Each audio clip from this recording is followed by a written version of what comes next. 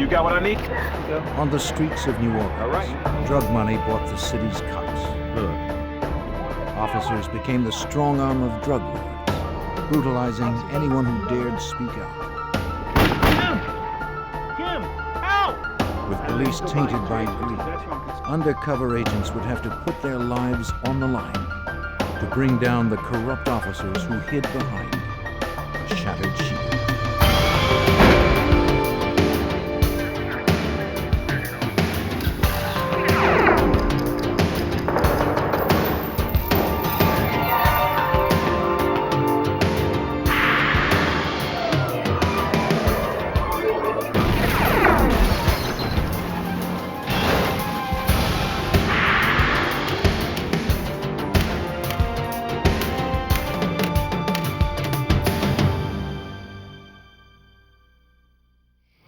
In a city awash in narcotics, the drug lords have all the power, even over the police. Corruption in New Orleans grew like cancer, eating away at public safety and threatening to destroy the city. Lured by easy wealth, crooked cops began breaking the laws they were sworn to uphold. I'm Jim Kallstrom, former head of the FBI's New York office. When it became clear that the police could no longer police themselves, the FBI had to get involved. It was a case where the line between friends and enemies became dangerously blurred. New Orleans, 1993. Tourists packed the city looking for a good time, not all of it legal. Cocaine was in demand, and the dealers cashed in. It was a violent business. For protection, the drug lords turned to those whose duty was to serve and protect: the cops. Officers lined their pockets while enforcing the will of the dealers. They controlled turf-like thugs, terrorizing innocent civilians. Agent Stan Haddon of the FBI's Public Corruption Unit in New Orleans was aware of the growing problem. Our intelligence told us that there was a great variety of corruption taking place among many different officers on the department. However, the one thing that seemed to be the most pervasive was that officers were out there working with drug dealers on the street, were protecting drug dealers on the street, and were stealing money and drugs from drug dealers on the street.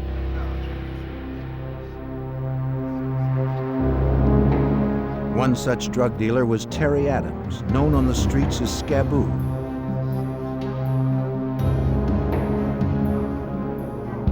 He was a small-time operator who was being extorted by Officer Sammy Williams. So you got what I need? Come on now, give me what I need. But this time, the protection money Scaboo paid Williams wasn't enough. On Christmas Eve, the officer demanded that Scaboo pay him $10,000 cash by 6 p.m. If Scaboo failed to show, Williams threatened to beat him and guaranteed him 20 years to life. That evening, at 5 p.m., Special Agent Stan Haddon was finishing up some last-minute work. About to go home, he took one last call. It was Scaboo. His time was running out. He told Haddon that he was being blackmailed, but didn't have the $10,000 the corrupt cop was demanding in less than an hour. What are the name of the officers? When Scaboo contacted me, we realized that that was our best chance to do something about police corruption. And I immediately arranged to meet him and debrief him in person. There was no way we could get everything together by 6 o'clock. By the time I met with him, it was 30 minutes before the deadline. Yeah, I feel pretty good about that. Haddon and his partner quickly hashed out a plan. This is, I think, the best one we've got. Scaboo would meet the officer as arranged, but he'd be wearing an FBI wire. The agents couldn't arrange $10,000 on such short notice. Scaboo would have to convince the cop to accept smaller payments over several meetings. Yeah, I'm pretty sure. Okay, they could be rough. Well, you know that. You worked with them. Yeah, I have. Assured by Haddon that he would be under constant surveillance, Scaboo took his position.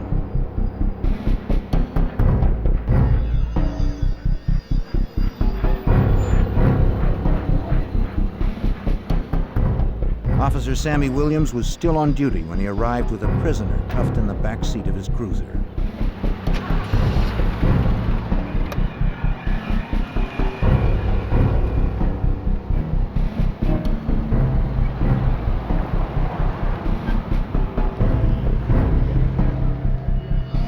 Williams drove Scaboo to a deserted spot behind a seafood market.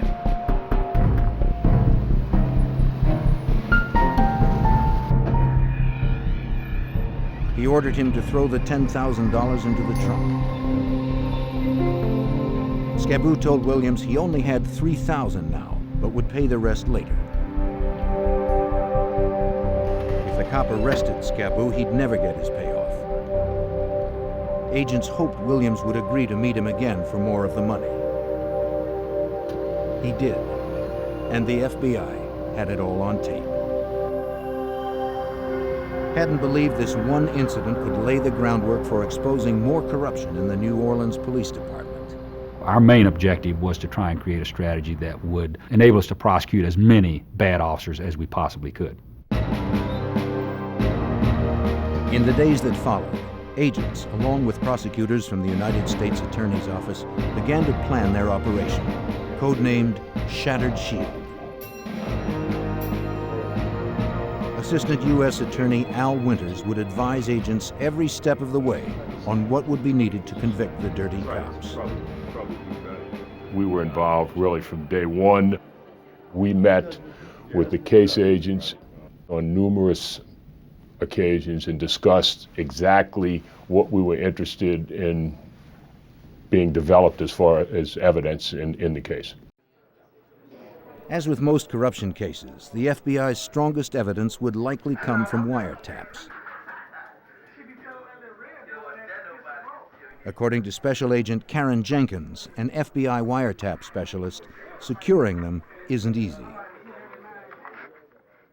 Title III is a court-authorized intercept or wiretap. It's very difficult to get one approved. It's a lengthy process, very time-consuming. Basically, we have to have approval by FBI officials to get one, and beyond that, we have to have the review and approval by Department of Justice officials. Finally, a federal judge will make the final determination as to whether or not one is authorized. After delivering 2 more payoffs to Officer Williams, Scaboo had won his trust. Now the FBI seized the opportunity to take the operation to the next phase. Scaboo would approach Williams with a proposition. The volume of drug business was going to increase, and Scaboo would need more cops to protect it.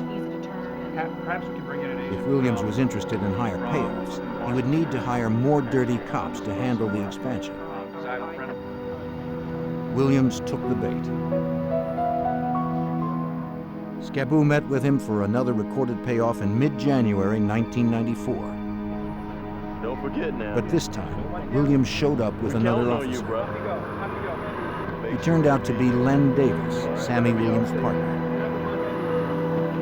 Don't forget now, man. It wasn't surprising. Davis was known in the projects as a gangster with a badge. It's not very good. See if you can make any. Reviewing the tapes, hadn't discovered a problem.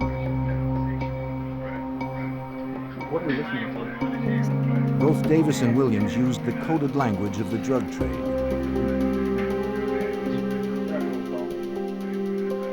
To make charges stick, the FBI had to record the officers using language that a jury would understand.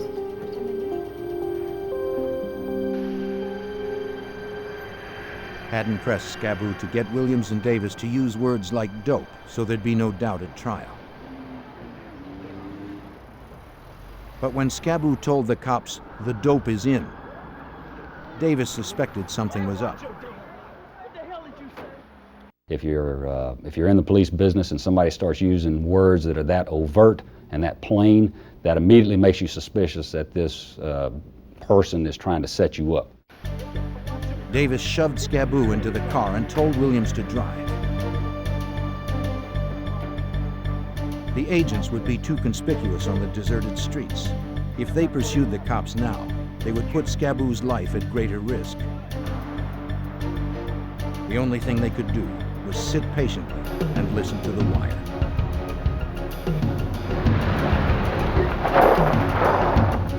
When the car came to a stop, Davis's rage ignited.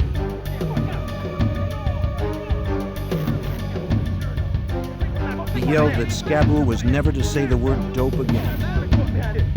They immediately took him to a deserted location, aggressively searched him. You can hear the Velcro ripping loose on his clothes and stuff, and that was a very tense moment. Davis insisted that he wouldn't go to jail for careless talk. He and Williams stripped Scaboo looking for a wire. Scaboo was sure he was going to die.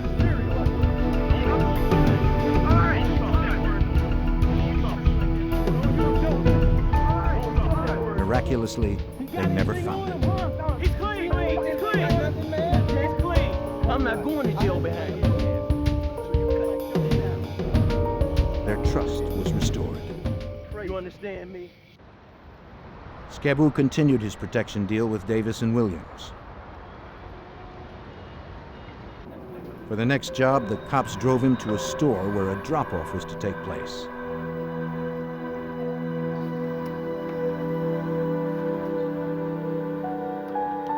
Inside, Scaboo checked a bag at the counter. He passed the ticket to an agent posing as a buyer, who then retrieved the bag. Williams and Davis watched as each transaction went down. They were promised $1,000 for every kilo of cocaine they protected. For them, the deals meant easy money.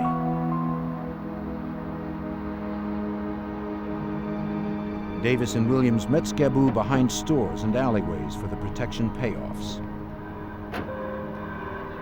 The FBI recorded every word.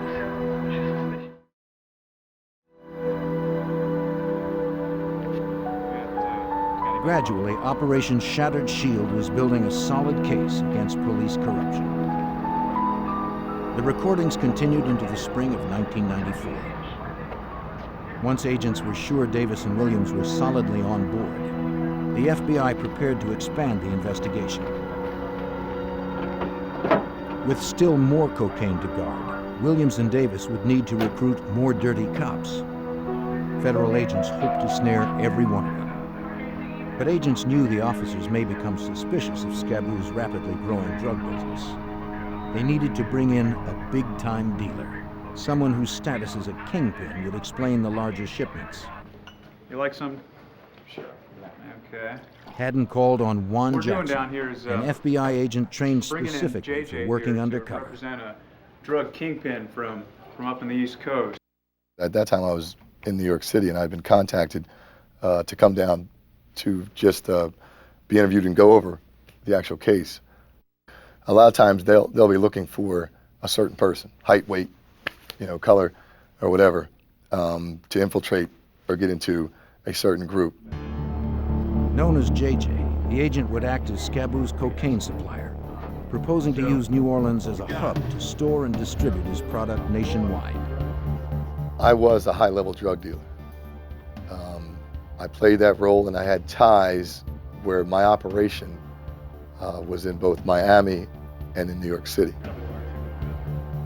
With the arrival of JJ, Shattered Shield was about to grow from a minor drug business to a booming enterprise. Jackson was one of the FBI's best undercover agents. He was smart and experienced. But his life would be in the hands of the informant, Scaboo, who had no training. Jackson needed to build complete trust with Scaboo, or they'd both be dead. The informant, because he lives that world, is probably for me anyway, the most important, because he himself has been there. He's been around these people. If he's not believable, it's not going to work.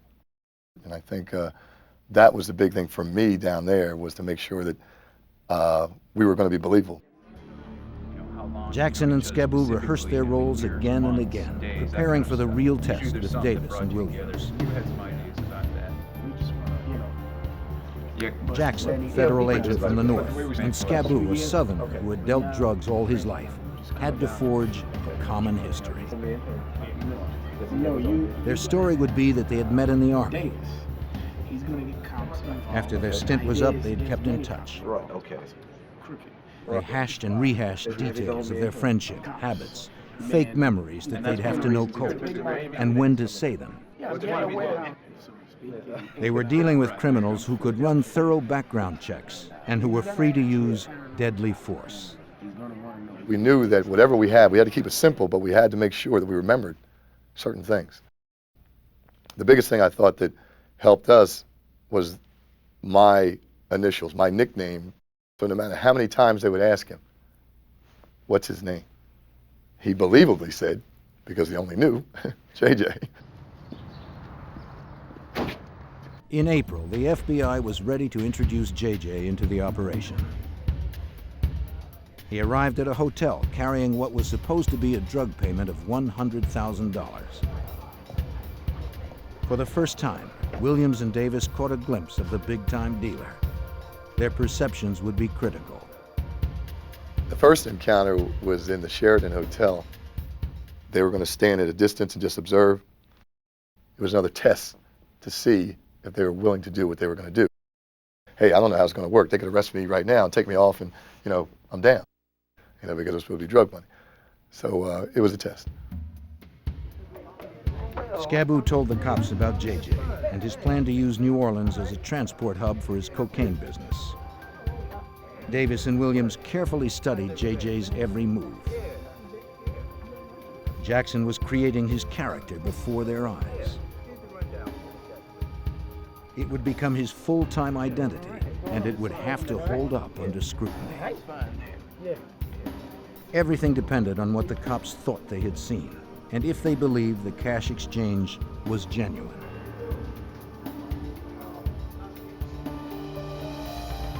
The plan worked. The cops were convinced that JJ was the real deal. The FBI was now poised to take Operation Shattered Shield to the next level. By the spring of 1994, the FBI's Operation Shattered Shield, targeting New Orleans police officers involved in the city's drug trade, was in place. Posing as a drug kingpin named JJ, undercover Special Agent Juan Jackson worked with Scaboo, the drug dealer turned FBI informant. Scaboo rented a hotel room for JJ to meet officers Len Davis and Sammy Williams for the first time. What's up, man? What's up? That was showtime. That was a big deal. On any first meeting with any bad guys, a million things are going through your mind. I mean, are you going to be believable?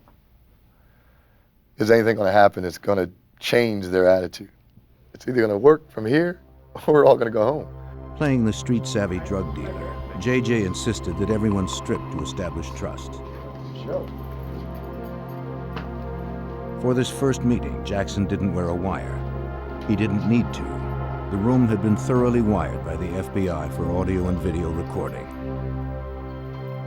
Then, in a bold gamble, JJ invited them to search the room. Because they were cops, Davis and Williams knew how to find a room wire.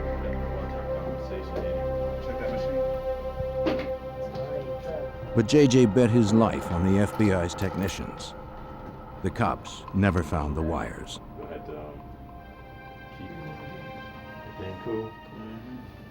JJ was beginning to build trust with the officers. But officers are trained to sniff out deception. I mean, you got to think that I'm meeting with two police officers. Because of the guns, you also always have to remember the threat.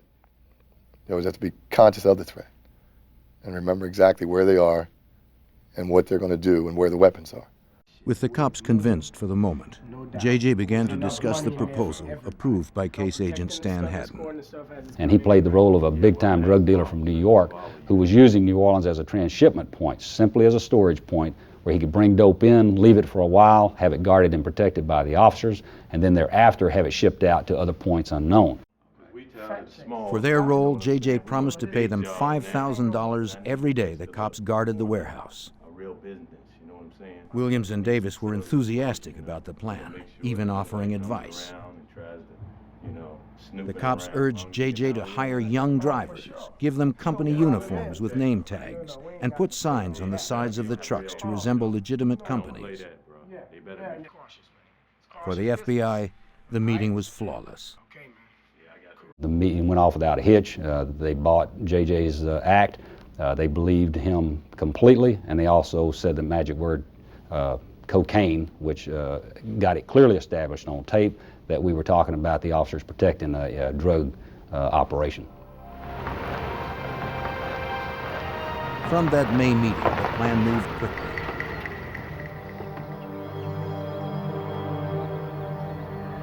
The FBI found a warehouse that met their needs, far from public view and rival drug dealers. JJ and Scaboo met Davis and Williams for a walkthrough. JJ and Scaboo would meet with Lynn Davis and Sammy Williams at the warehouse for what we call the pre-deal meet. There at that meeting, they would discuss when the dope was coming in, how long it was going to stay in town, and how much money JJ was going to pay for the officers to guard the dope.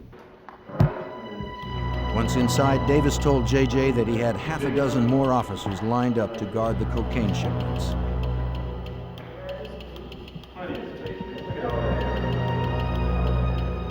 They would work in 10-hour shifts.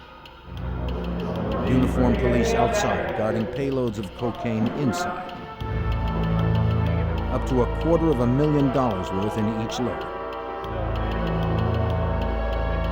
At that June meeting came the first big payments from JJ. More than $10,000. Everything is going smoothly. But one aspect of the warehouse plan bothered Assistant U.S. Attorney Al Winters. Basically, what we told the agents, unless we had evidence, irrefutable evidence, that these people knew they were guarding cocaine, we couldn't prosecute it. Because the cops stood guard outside the warehouse, they could later claim they didn't know that drugs were inside. I think having some sort of video or photographic Haddon had to reference find a way to prove we Davis's could, recruits saw the admit drug it on shipments. tape, or maybe even see. His team mulled over ways to bring the drugs into plain view We of need the them cops. to implicate themselves. Here, I'll take those. The officers would have to be recorded seeing and discussing the shipment. Shipments were delivered to the warehouse one weekend every month according to schedule.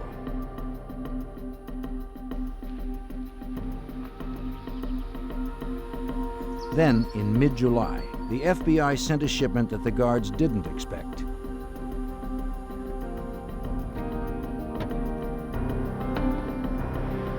With one load already in the warehouse, an FBI agent dressed as a courier brought another shipment. The driver shocked the guard cops by unloading the cocaine in plain sight. This was too overt for Len Davis's crew. They didn't want to see drugs at all. They didn't want the vehicles outside the warehouse unloading drugs and stuff where the officers could actually see it. Quickly, get down here. The cops called Sammy Williams on a cell phone JJ had given him. Williams called JJ, and JJ and Scaboo raced to the warehouse.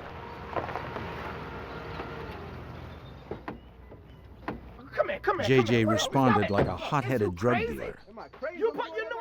I was arguing with this guy. I mean, we were actually screaming at each other. What are you doing? Where are you? Whatever.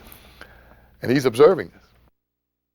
There's a police officer calling Lynn, telling him all what's going on and how this doesn't look good. To the cops, this whole drug operation was starting to look dangerously unprofessional. Concerned, the driver made another call.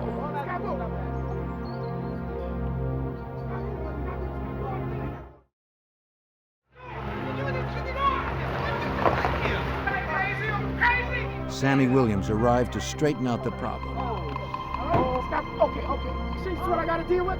Leave it. I got it. See what I got 5 minutes. Got it. JJ explained it was the driver's screw. He asked that the cops escort the van to the city limits right away. Despite the risk, the episode worked. It showed that the cops knew what was inside the This warehouse. ain't right. What's going Take on? him to the edge of town, all right? And it was Take him to all the edge of town, videotaped. Just let him go. Let him go. But the episode raised doubts for the cops. Either JJ was an amateur or he was part of a sting. Either way, they'd be watching him more closely now. Shattered Shield wore on into the summer as all of New Orleans baked. About 100 degrees out there. In August, guarding the warehouse proved hard duty. The cops complained of the wear and tear on their engines from running the air conditioning all day in the heat. They wanted a vehicle that was more comfortable, that could also endure the long hours, perhaps a van. The officers asked Len Davis to provide one, and Davis brought their request to JJ. For the investigation, it was a huge break. The sweaty cops had just handed the FBI a golden opportunity. It was a stroke of luck. One day, Lynn approached me and said that the officers were complaining that they're running their cars in air conditioning, and the cars are starting to overheat. You know, they're burning gas. You know, on and on and on. Once we were able to rent the van and put the listening device inside, we were able to hear a lot more conversations. The FBI quickly filed the paperwork to get court-authorized wiretaps for the van. Technicians carefully installed state-of-the-art microphones. They had to yield top sound quality for months with no maintenance.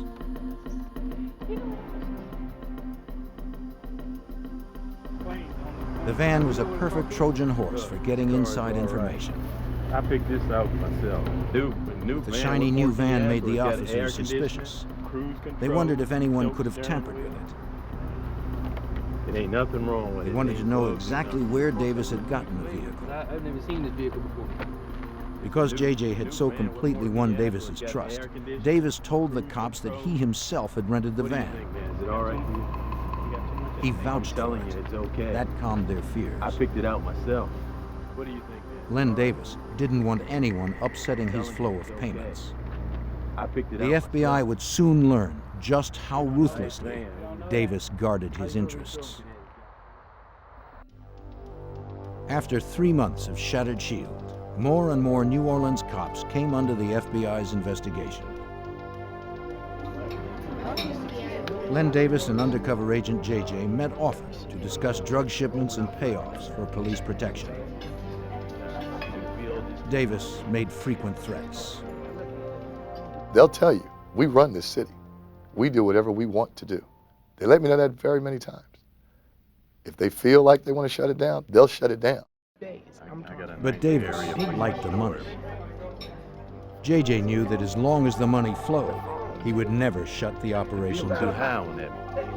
Davis called the shots for the other officers. He recruited and set the schedules using his cell phone. But he complained about his bill.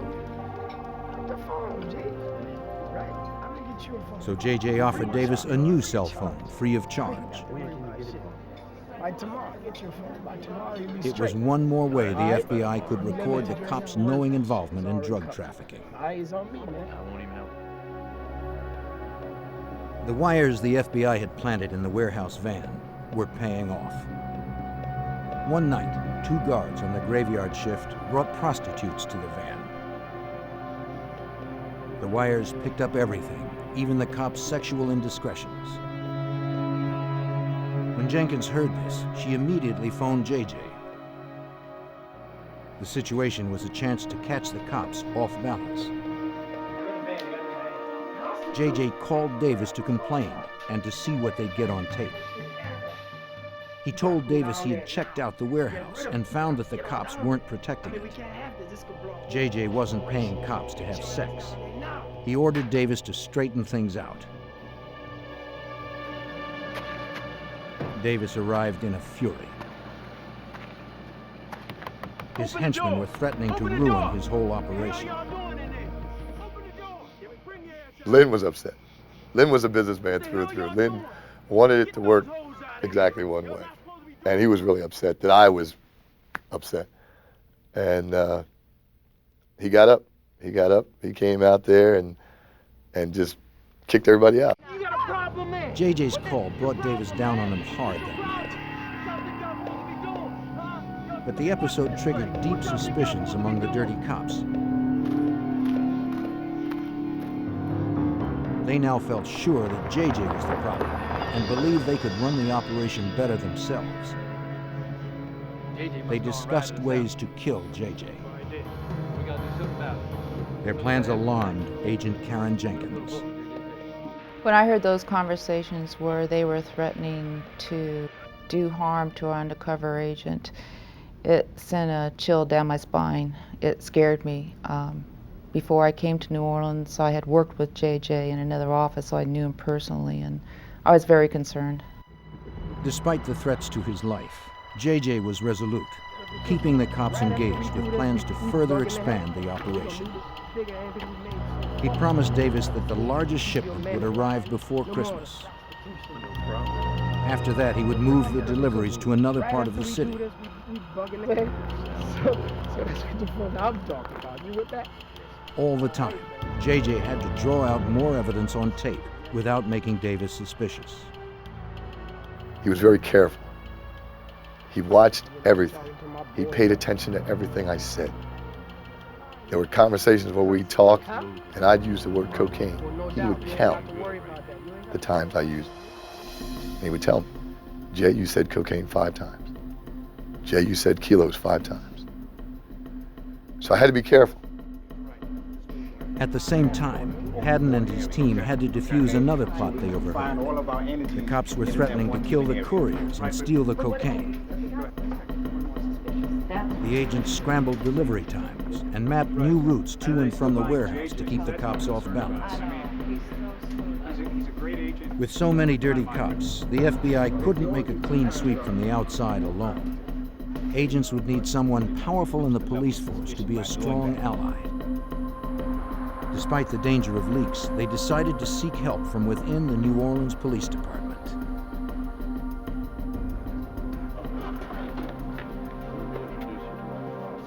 October 1994 brought fresh changes to New Orleans in a new police chief, Richard Pennington.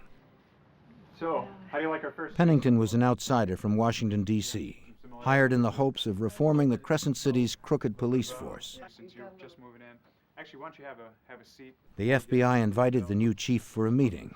News is not all good, unfortunately. Then Haddon introduced JJ. He informed Pennington that Operation Shattered Shield was uncovering corruption deep in the force that he was about to head.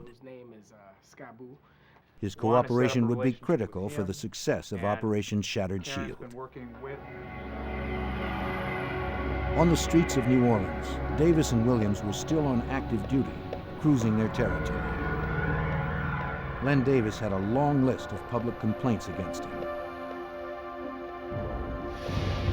During their rounds one night that October, Davis and Sammy Williams patrolled the Desire housing project.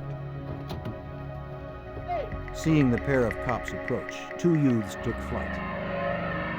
Williams chased one teenager down, bludgeoned him, and left him bleeding in the street. At that moment, Kim Groves, the victim's aunt, decided that police had terrorized their neighborhood long enough. Who's gonna pay the bill? The next day, Groves, a 32-year-old mother of 3, filed a complaint against Len Davis and his partner. She cited the pair for police violence. An officer alerted Davis about the complaint. Do you want to know his name? Officer Davis, do you know him?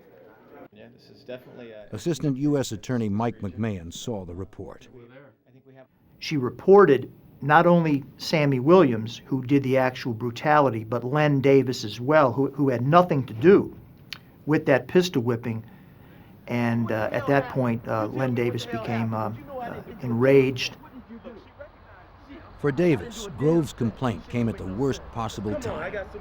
It would bring unwanted attention just as the new police chief was coming on board. I know what I'm gonna do. I'm gonna get her. Len Davis vowed to get revenge. The same day that Kim Groves filed her complaint, Richard Pennington was sworn in as New Orleans' new chief of police. That marked the start of Shattered Shield's final phase, the shift from an FBI effort to a partnership with a city desperate to clean house. That very night, Agent Jenkins recorded several conversations that would show just how rotten some of the city's men in blue had become. The first call was cryptic. Hours after Pennington was sworn in, Len Davis made a call on his cell phone.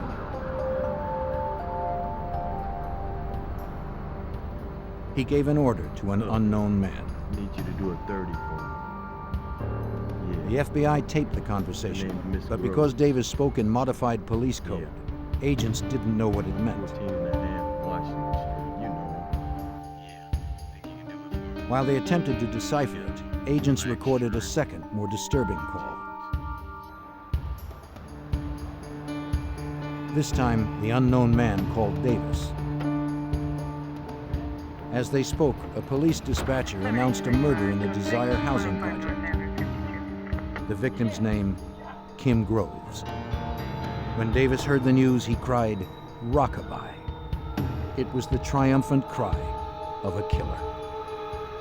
When he later heard it, the call shocked Assistant U.S. Attorney Mike McMahon.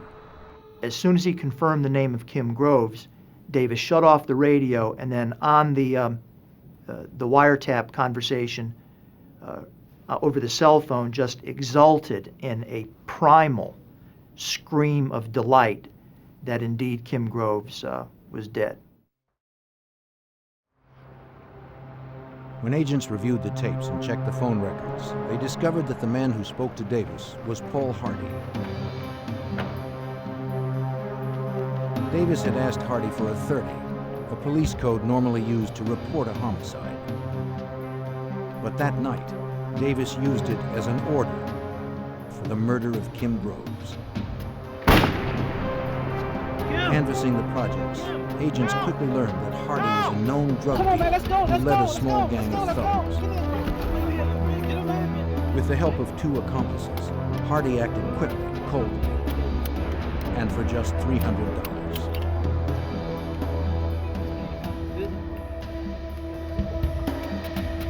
As he sped away over a bridge, Hardy threw the barrel of the gun into the canal and handed the body of the gun to an accomplice for safekeeping.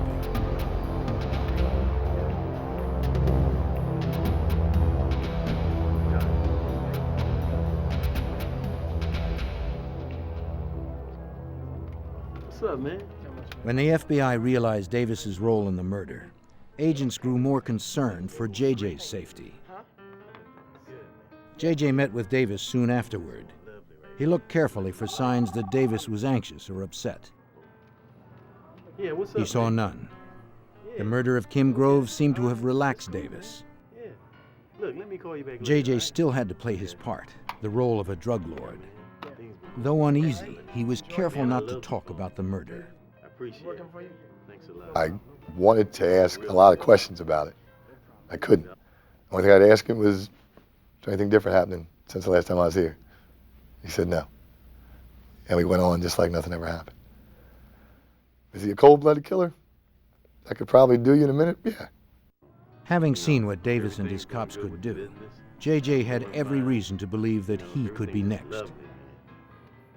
He was unaware that they were already planning ways to kill him.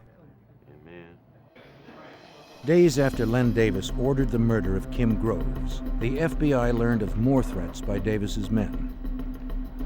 A New Orleans police officer assisting in Operation Shattered Shield received an anonymous threat. It came with Kim Groves' obituary. The message was clear. Death would come to those who talked. That day, Stan Haddon learned of still more threats against JJ and the other agents. Agent Jenkins had recorded 5 cops at the warehouse plotting to kill the couriers and JJ. Then they would steal the cocaine and sell it themselves. Haddon had no choice. The FBI had to wrap up the operation before it was too late.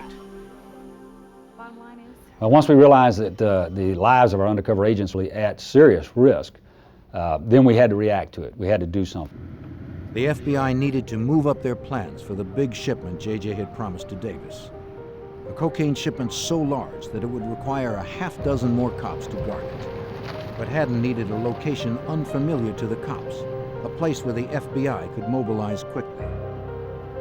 He and his team scouted the Mardi Gras truck stop on Elysian Fields Avenue. The spot had good highway access. It also posed little risk to the public in the event of a shootout. The cocaine would arrive on an 18-wheeler, then be loaded into cars and escorted by the cops out of the city. Every detail had to be mapped out. The plan would require the coordination of 85 agents positioned strategically along the routes. When Davis put out the word about a huge November 18th shipment, he enticed new recruits.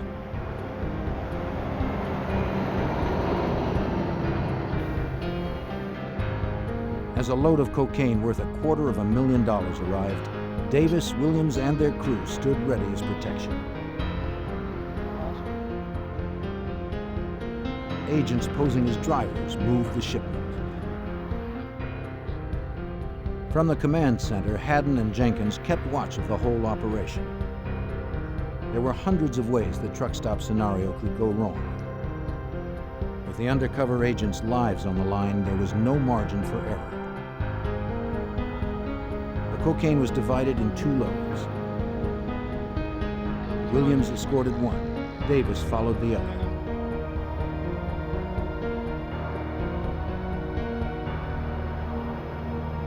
They shepherded the couriers to the edge of town, shielding them from other drug gangs and from the law. To make it easier for our surveillance, we had one of the courier cars go to the east and one go to the west because we had 2 complete surveillance teams operating simultaneously, and we didn't want the 2 to get crossed up with each other.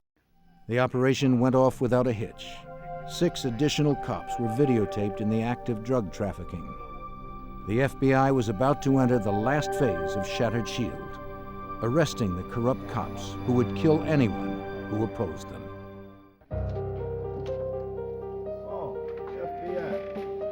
After the big truck stop operation, FBI agents moved quickly on the murder of Kim Groves. They searched the house of the hitman Paul Hardy. There, agents found an unauthorized copy of a guide to police codes, the same codes that Davis used when he ordered Groves' murder.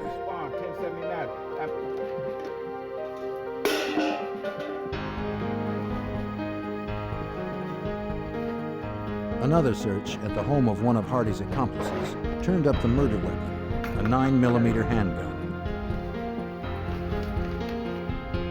The 2 investigations, Shattered Shield and the murder, were closing at the same time.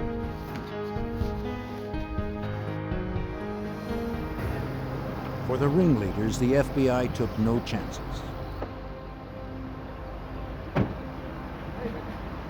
Agents came to Len Davis's house the next day when he was off duty.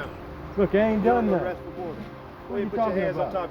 Look, I'm a police officer, man. The thug with a badge was arrested on federal drug charges and for the murder of Kim Groves. For Davis's partner, Sammy Williams, agents would use a different approach. Haddon wanted to flip Williams to the prosecution side. At that point? It worked. And they decided, okay, let's throw another curveball and then let's bring Juan in. So they brought me into the door and I introduced myself, especially to Juan Jackson, the FBI. You could see the color leave his face. His world just came crashing down. Sammy Williams turned government witness. His testimony would later prove crucial for getting convictions. Haddon and his team had no time to lose. Before news of Davis and Williams' arrests could spread, they had to deliver the rest of the gang to justice, dozens of armed men in uniform. The strategy we were to employ was to arrest Len Davis on December the 5th, And then on December the 6th, we had all of these officers appear before a federal grand jury. And then on December 7th, the grand jury ordered all these officers to come to the FBI office to give handwriting exemplars.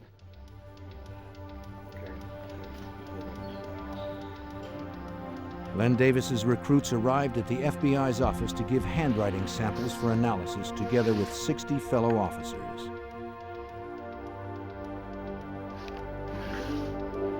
Since the drug ring involved no written records, and so many officers provided writing samples, the crooked cops suspected nothing. Like the others before it, the FBI's ruse worked. One by one, more than a dozen dirty cops of New Orleans were arrested.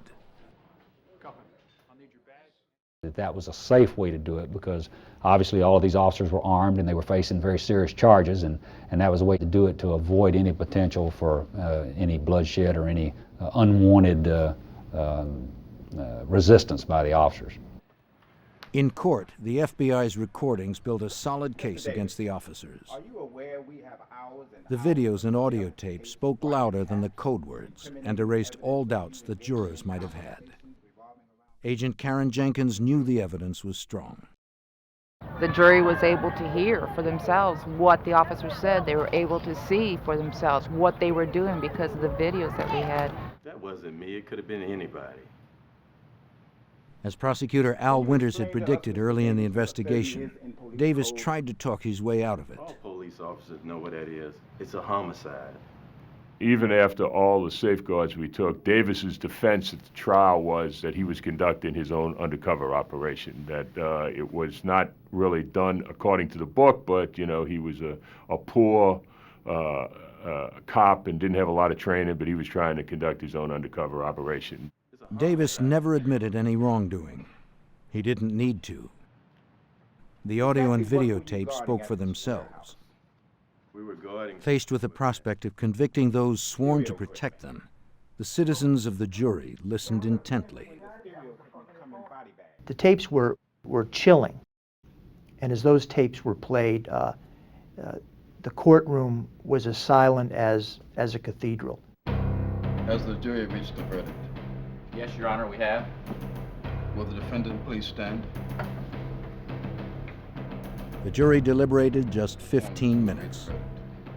We, the jury, find the defendant guilty of murder in the first degree and hereby sentence the defendant. Len Davis was sentenced to death for his role in Kim Grove's murder, which was later commuted to life.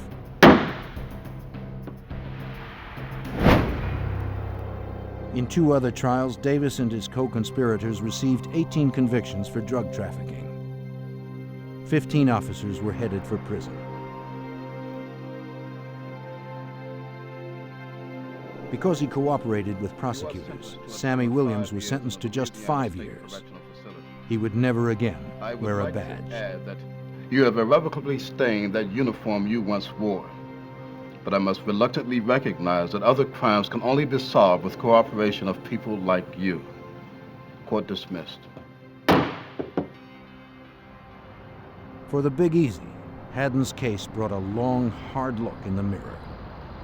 You know, I think that the city of New Orleans has been very tolerant of all sorts of conduct which might be considered improper in other parts of the country. It's part of the culture here, and I'm a Louisiana native.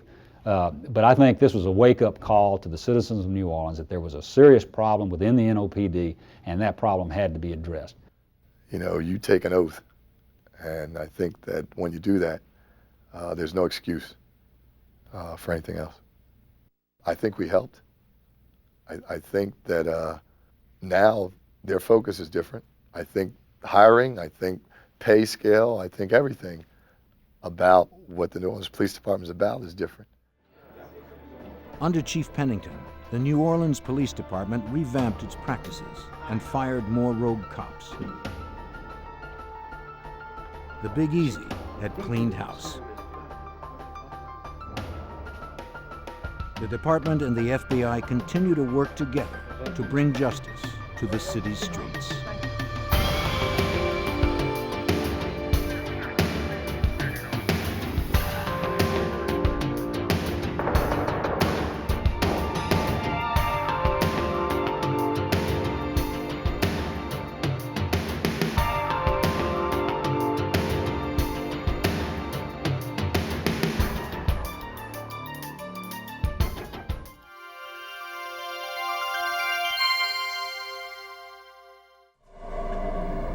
A man opens fire on rush hour traffic. A terrorist organization plots to overthrow the government. A member of law enforcement guns down an innocent woman. An armed bank robber strikes again and again. And a man abducts and kills a 17-year-old girl. As violent crime terrorizes the nation, the FBI must stop these criminals before they strike again.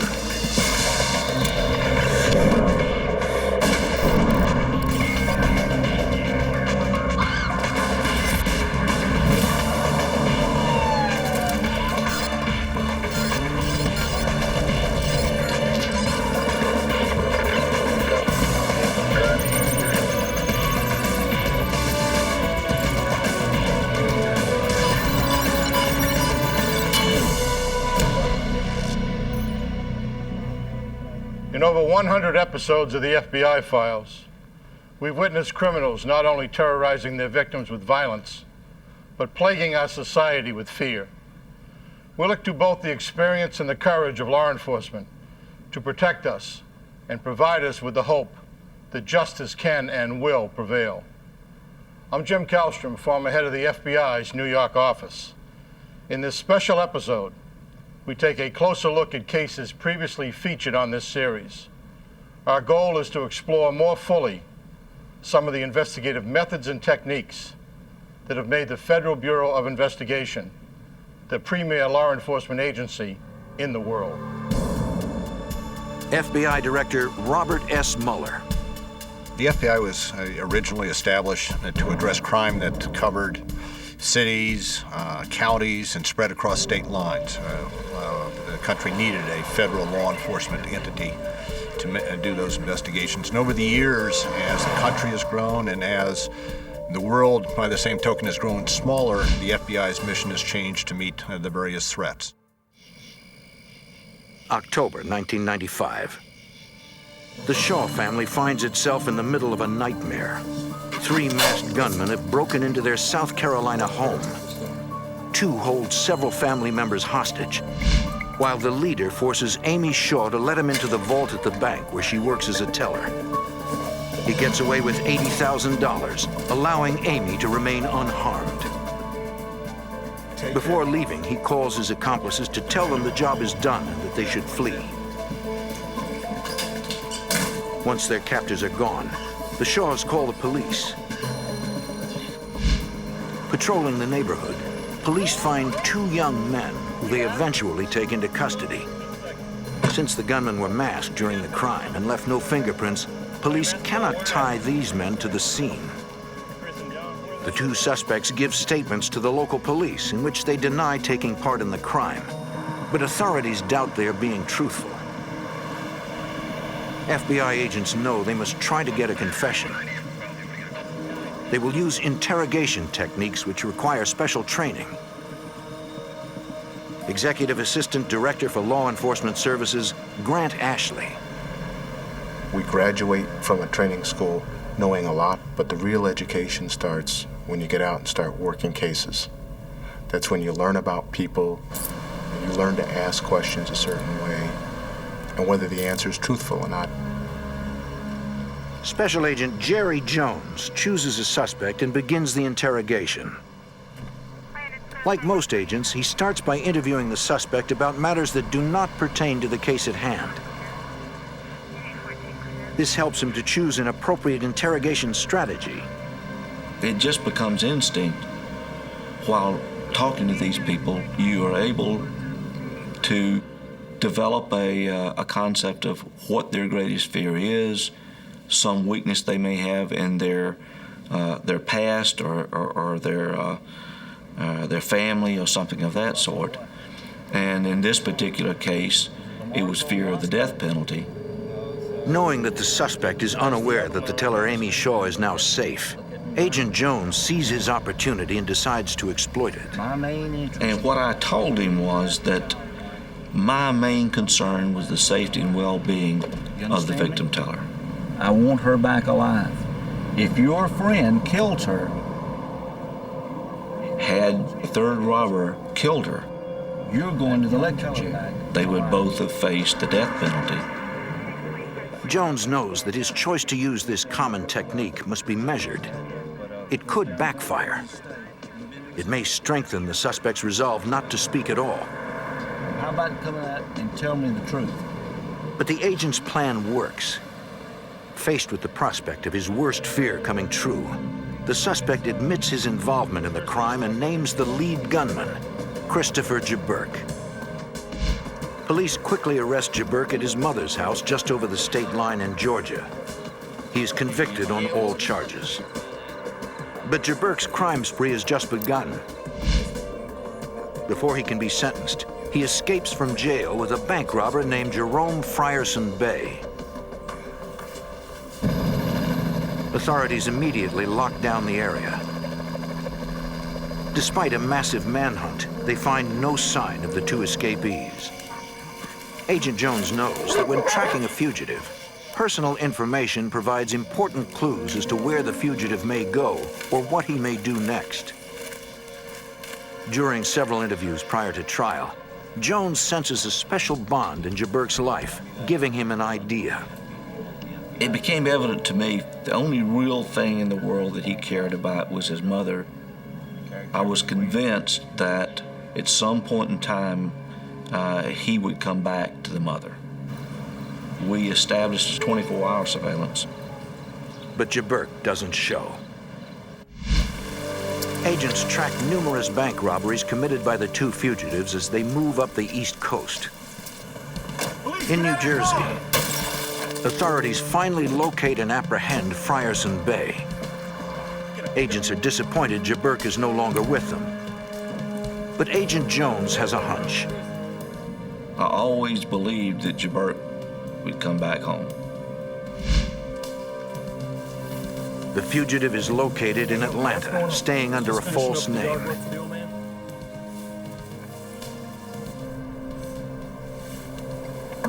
Jaburk is arrested without incident, returned to jail, and later sentenced to life in prison. Over the years, you just develop an expertise where you can sense things about a person and his family relationships and things like that. Agent Jones' individual instinct and experience were critical to bringing this case to a close. Sometimes it takes the efforts of an entire team to bring criminals to justice. Seattle, 1992. A gun-wielding man commits a string of daring bank robberies, threatening to kill anyone who gets in his way. Agents named the thief Hollywood for his use of theatrical makeup and disguises in his heists. Over the next 3 years, the gunman robs 12 banks, taking nearly $1 million, and leaving behind few clues. To take down this elusive criminal, the Seattle police and the FBI must join several other law enforcement agencies in a unique investigative environment known as a task force. Executive Assistant Director Grant Ashley. We bring together the resources of our state and local partners with the FBI and some of our federal partners so that we can get the unique skills and abilities of these agencies focused on a particular threat to get the maximum results. But local law enforcement and federal agents do not always see eye to eye. FBI officials named Special Agent Ellen Glasser as the supervisor of the Puget Sound Task Force. We had about a dozen different agencies, all of whom came with different missions, different intentions, and it was very interesting because we have different philosophies of how we do things, we have different policies, so it was very challenging to have everybody work together for the common good. Seattle Police Detective Mike Megan is also a member of the task force. I looked at it myself as being a guest in the FBI's house. You know, there was a lot of respect given to them, but there was hurdles to be broken down, you know, the preformed opinions or judging a book by its cover. We had to put things aside, such as egos and attitudes, and who is going to always take the lead, and who is going to be the point man, and you know, are the officers going to play second fiddle? And we had to come to an understanding. The task force cannot expect to accomplish their mission if they cannot work as a team. We had to work on communications between task force members every day. They were very strong-willed people that were on the task force. And my philosophy has always been that if you put relationships first and work on relationships with people, working together, then the mission will take care of itself. With this philosophy, Glasser brings cohesion to the group. The task force is now working as one. Together, they determine the pattern and frequency of Hollywood's crimes, so they will be prepared to react quickly the next time he strikes. The effort pays off. On November 27, 1996, Hollywood is the prime suspect in an armed bank robbery. Through the combined efforts of the task force, police locate and corner him in a camper.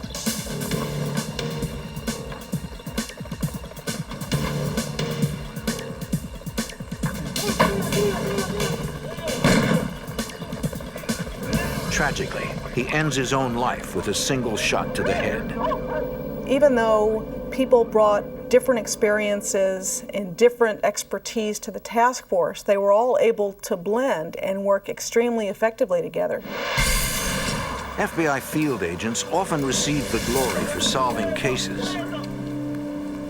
But the highly skilled technicians at the FBI crime lab in Quantico, Virginia, deserve much of the credit.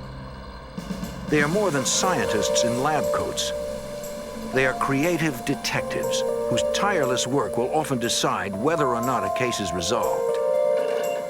Dr. Dwight Adams is the assistant director in charge of the lab. I knew I wanted to be a part of the FBI laboratory because it is a world-class facility.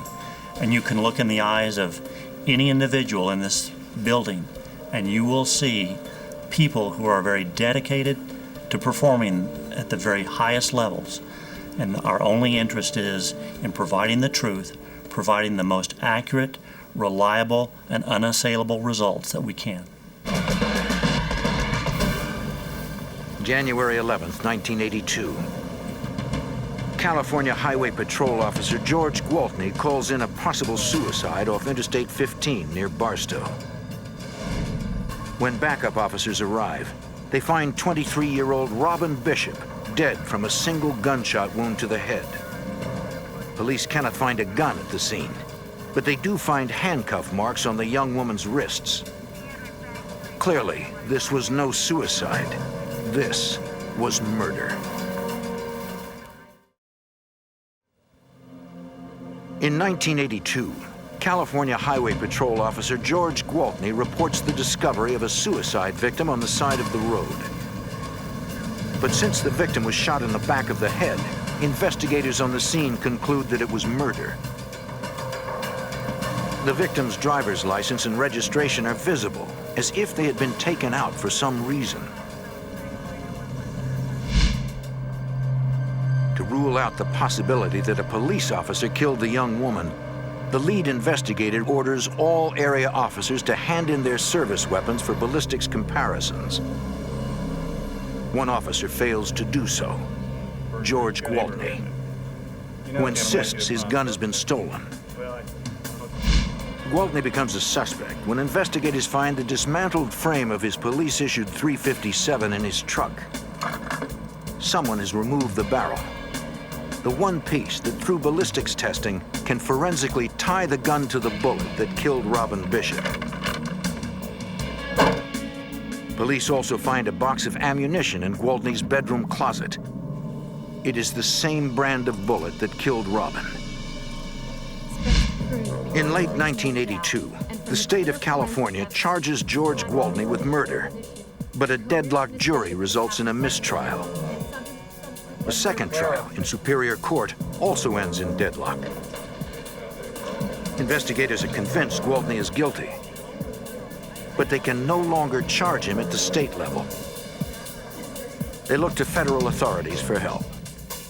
Special Agent Michael Randolph reviews the case and recognizes that Gwaltney is so cunning, prosecuting him will be difficult, if not impossible. Getting a conviction will take extraordinary tenacity from both the agents in the field and from the specialized examiners at the FBI's crime lab. Executive Assistant Director Grant Ashley. Technology has been a great tool, but What still is the most important aspect for the FBI is the human side. FBI examiner Jim Cadigan from the lab's Firearms and Tool Marks Unit tries to find a link between the evidence and the suspect. Normally, he would compare the striations in the murder weapon's barrel to those on the fatal bullet. But the barrel is missing. Cadigan will need to think outside the box to find another way to the truth. He knows that investigators had confiscated vice grips and wrenches when they found the revolver's frame. The question was, could one of these tools have been used to hold the frame while the barrel of the firearm was being removed? Cadigan decides to use a technique known as tool mark analysis. He notices a small impression on the gun frame, then checks each of Gwaltney's tools until he finds a pipe wrench with a broken tooth. And that looked very similar to the mark that was on the frame. So using that as a pivot point, I started making impressions with that tool, and comparing those impressions under a microscope, I was able to come to the conclusion that that particular tool was used to the exclusion of any other tool to make the marks that were found on the frame. Although this points to Gwaltney as having removed the barrel of his gun, it is not enough to prove he killed Robin Bishop. Investigators will have a case if they can find a link between the fatal bullet and the box of ammunition from Gwaltney's closet. In an unprecedented move, the lab decides to employ a new technique they've been developing, which matches the molecular content of the bullets. FBI Special Agent Michael Randolph. When a manufacturer of lead like Remington Arms makes a batch of lead, they throw things in much as you would when you're making meatloaf. That makes each batch of lead unique. In the FBI's very first nuclear ballistics examination, scientists place a fragment of one of Gwaltney's bullets in a nuclear reactor, where it absorbs neutrons and becomes radioactive. When measured, the radioactivity reveals the precise amount of each element in the lead, an atomic fingerprint. Examiners then repeat the process with a piece of the fatal bullet. And lo and behold, we find approximately 27 rounds that are the exact match as the lead taken from the head of our victim. In January of 1984, George Gwaltney goes on trial, this time in federal court. Gwaltney is found guilty and sentenced to 90 years in prison. 12 years later, George Gwaltney died in prison of a heart attack. Executive Assistant Director for Law Enforcement Services, Grant Ashley. There's the unsung heroes that you never hear of, the people sitting back in the laboratory that make sense of this. This takes an awful lot of time, and it takes extraordinarily talented, patient people. Proving a case using hard scientific evidence is an essential tool of every law enforcement agency. But when authorities have no clear suspects and very little physical evidence, the FBI must rely on one of their most unique and least understood disciplines, profiling. May 31st, 1985. On a lonely road in Lexington, South Carolina, 17-year-old Shari Faye Smith checks her mailbox before disappearing without a trace. Shari! 2 days of fruitless searching leads investigators to conclude that she has been abducted.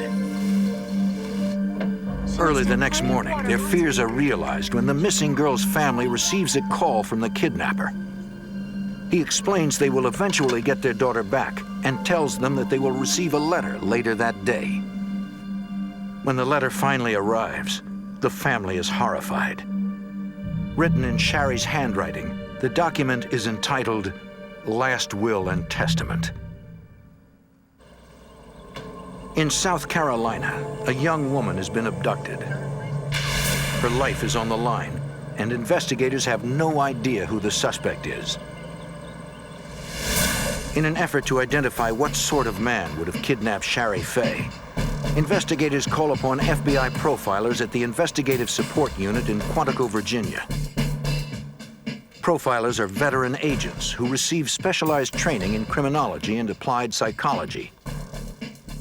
Retired FBI Special Agent John Douglas advanced the art of behavioral profiling for the FBI.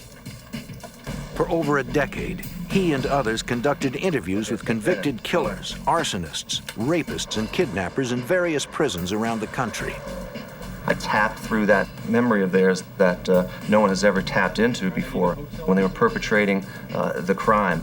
It takes time, but once I'm in there, I get tremendous information. Douglas and others cataloged and categorized their findings, creating a statistical database from which profilers can draw inferences about criminals based on patterns of behavior.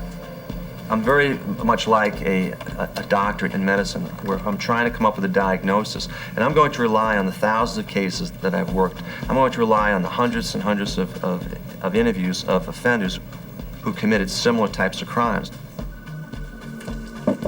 When creating a profile, Douglas needs to review all investigative materials, including preliminary police reports and crime scene photographs. You really need to have all the information relative to the victim. You have to do an analysis, a profile of the victim. You ask yourself the question, why was this victim the victim of this crime? And then you look at the way the crime was perpetrated, the low-risk crime or high-risk crime. When someone asks for a profile, what they're looking for are physical and behavioral characteristics, which includes age, race, sometimes body typing, educational level, occupational type. Sometimes it may include right down to the type of vehicle the person will be driving, may include the overall behavior of the subject, whether or not he's very, very rigid, obsessive compulsive on one extreme, to being very, very sloppy and careless on the other. And so it can include sometimes as many as 100 characteristics in the overall profile. At the request of South Carolina authorities, Douglas turns his attention to the Shari Faye Smith case and reviews all the case materials. What made the case unique was that we have a subject who's communicating with the family, which is very, very rare, very, very unusual.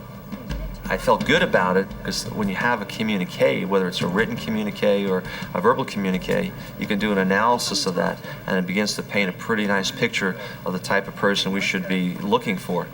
It was as if he followed a script that was written out beforehand. Here is someone who will be very, very rigid, very, very orderly, very, very tight. After scrutinizing every detail of the abduction, Douglas generates a 22-point profile.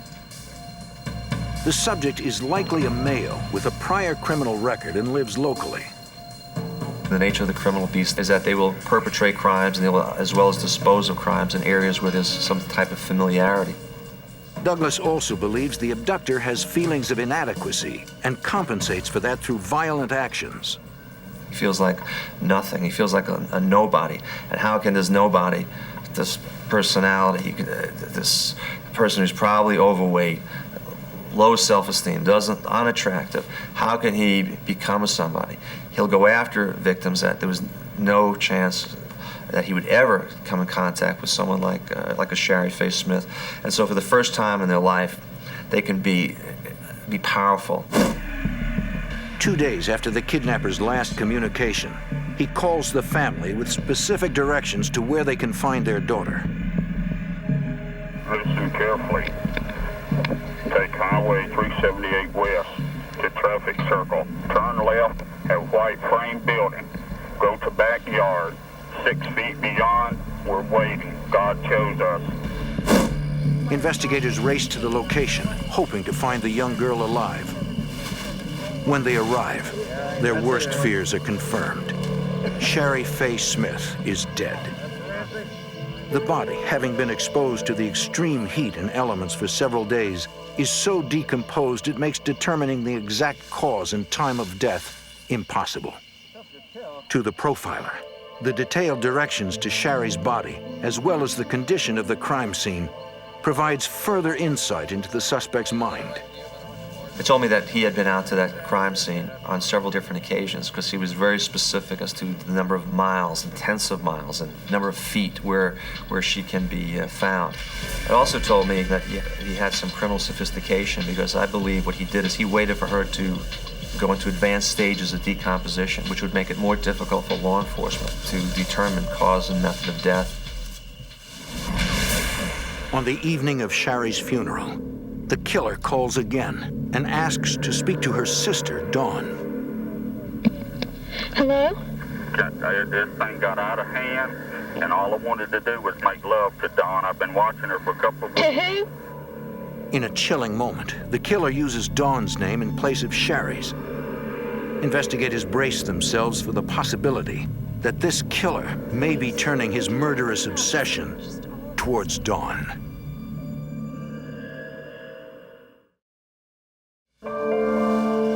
South Carolina investigators are searching for the man who murdered 17-year-old Sherry Faye Smith.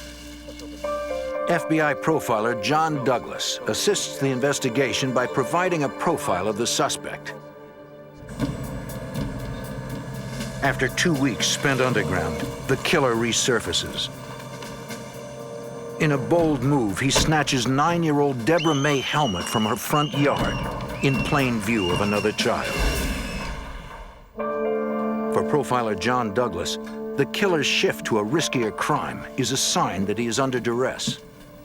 The crime does not reflect distress at that time. However, what happens when you start putting it together from experience of other cases, i.e. the Ted Bundy case, kills women at the Chi Omega house, and then he goes after a young child. He's totally starting to break down under the stress of being under the scrutiny of law enforcement trying to hunt him down. After kidnapping Sherry Faye Smith, the killer had repeatedly called the family. But this time, he remained silent. Douglas must devise a plan to draw him out. He knows that killers will often follow their crimes in the media. So he decides to organize a memorial service that he knows will be reported in the newspapers. He hopes this will rekindle the killer's fascination with Sherry Faye's sister, Dawn.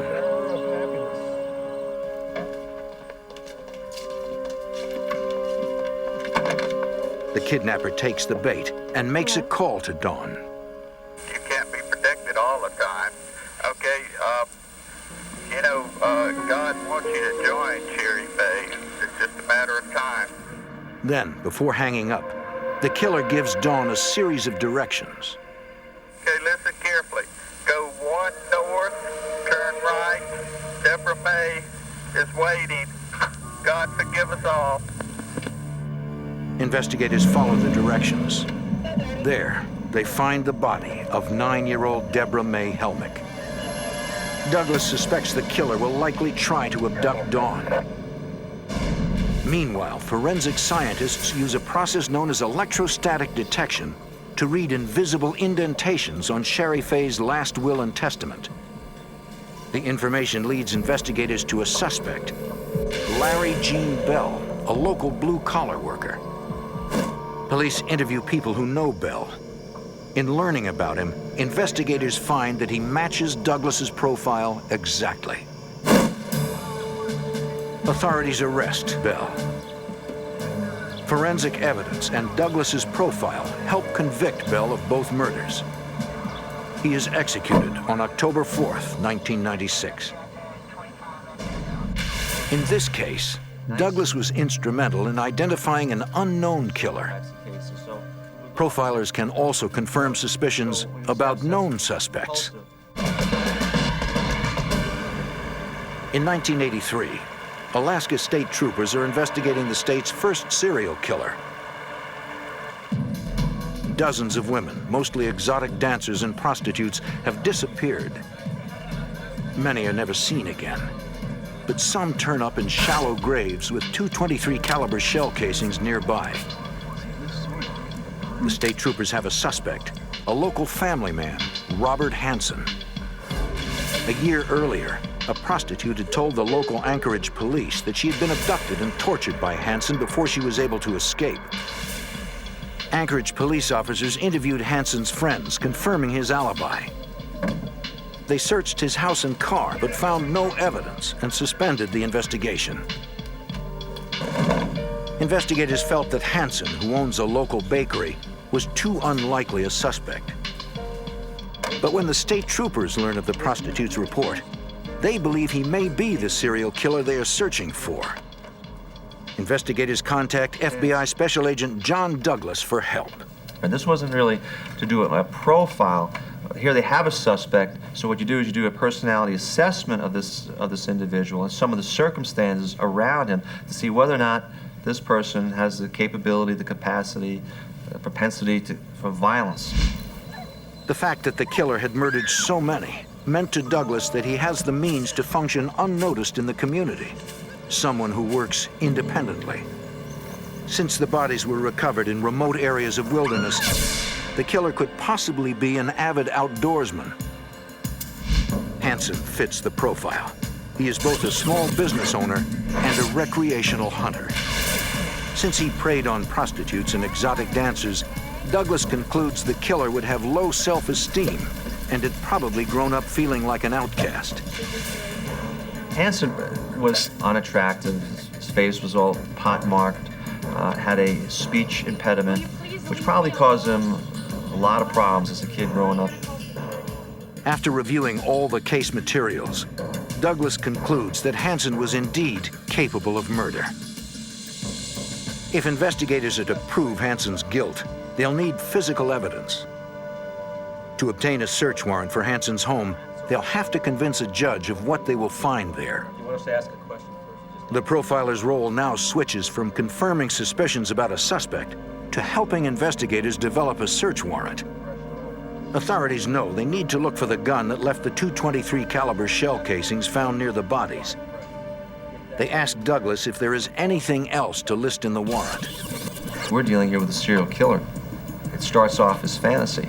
And one of the things to keep the fantasy going after the crime is they take some type of a memento. We call them either souvenirs or trophies. Something belonging to the victims. It doesn't have to be anything expensive. It could be a cheap watch or costume jewelry. And what they'll do is that they'll keep this. They're not going to keep this out in open view. They're going to secrete this in places within the house, under a crawl space if they have it, or up in the attic under insulation. Douglas helps prosecutors write the affidavit, which swells to 48 pages. A judge approves the warrant. During the search of Hansen's house, investigators find the trophies Douglas suggested would be there, including the business cards of some of the victims. They also find several weapons. Among them is a .223 Ruger rifle. Ballistics testing proves it is the gun that fired the shells found near several of the crime scenes. Confronted with all the evidence, Hansen finally breaks. He confesses to murdering 4 women and is sentenced to 461 years with no chance of parole. While a profiler provides a psychological picture of a criminal, agents in the field use their instincts, experience, and deductive reasoning to get inside the mind of a suspect to uncover motive.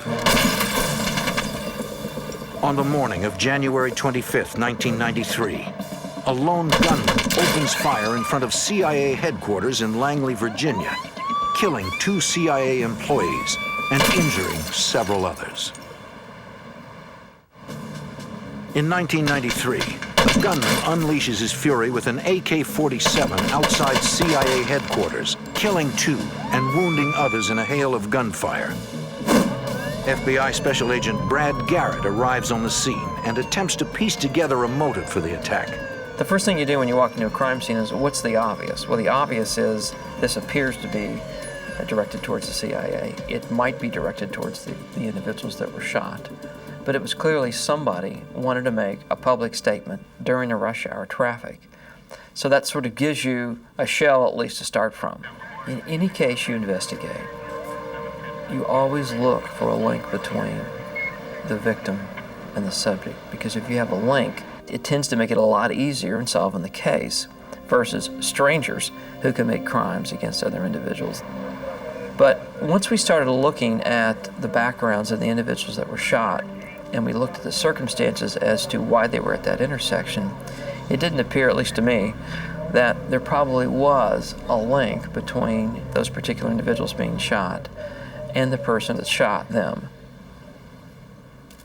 So we immediately started looking at who within the CIA, in other words, disgruntled employees, present employees, that may have had a relationship with these people that could have retaliated for whatever reason.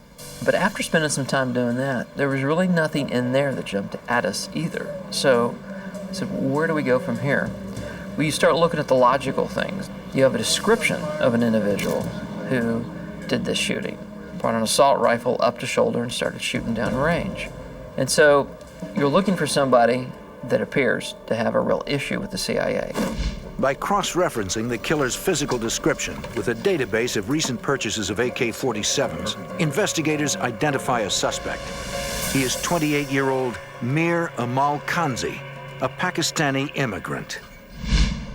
Garrett's initial assessment of motive is confirmed during interviews with people who know Kanzi, including his roommate.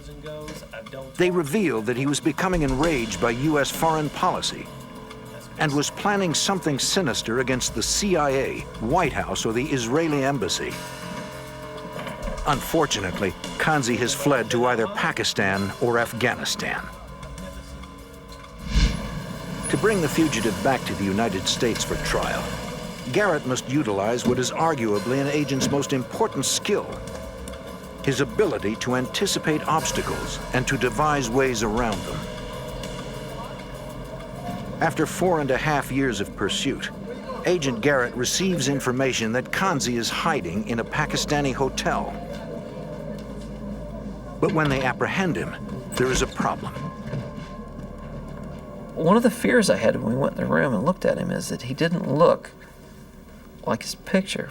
He gained weight, he had a beard, and so I looked at the other 3 agents and I said, you know, I'm not sure if this is the right guy. Agent Garrett must be absolutely positive. Without properly identifying the suspect, he cannot bring him back to the United States. I did not want to leave that room without being convinced in my own mind that the individual that was handcuffed on the bed was, in fact, Mir Amal Kanzi. The only way for Agent Garrett to make a positive ID is through fingerprint analysis, typically the job of highly skilled lab specialists who are thousands of miles away in Washington. Fortunately, Agent Garrett had thought ahead. I went to FBI headquarters to the latent fingerprint section and worked with one of the experienced latent fingerprint examiners who actually took the 10 fingerprints of Mr. Kanzi. Then we actually studied them over several days and learned all the unique characteristics so that I would be able to identify him by fingerprints once we found him. Beautiful world. Now Garrett must put that training to use. He was handcuffed, face down on the bed. And I took a fingerprint ink pad and hit his thumb with the ink.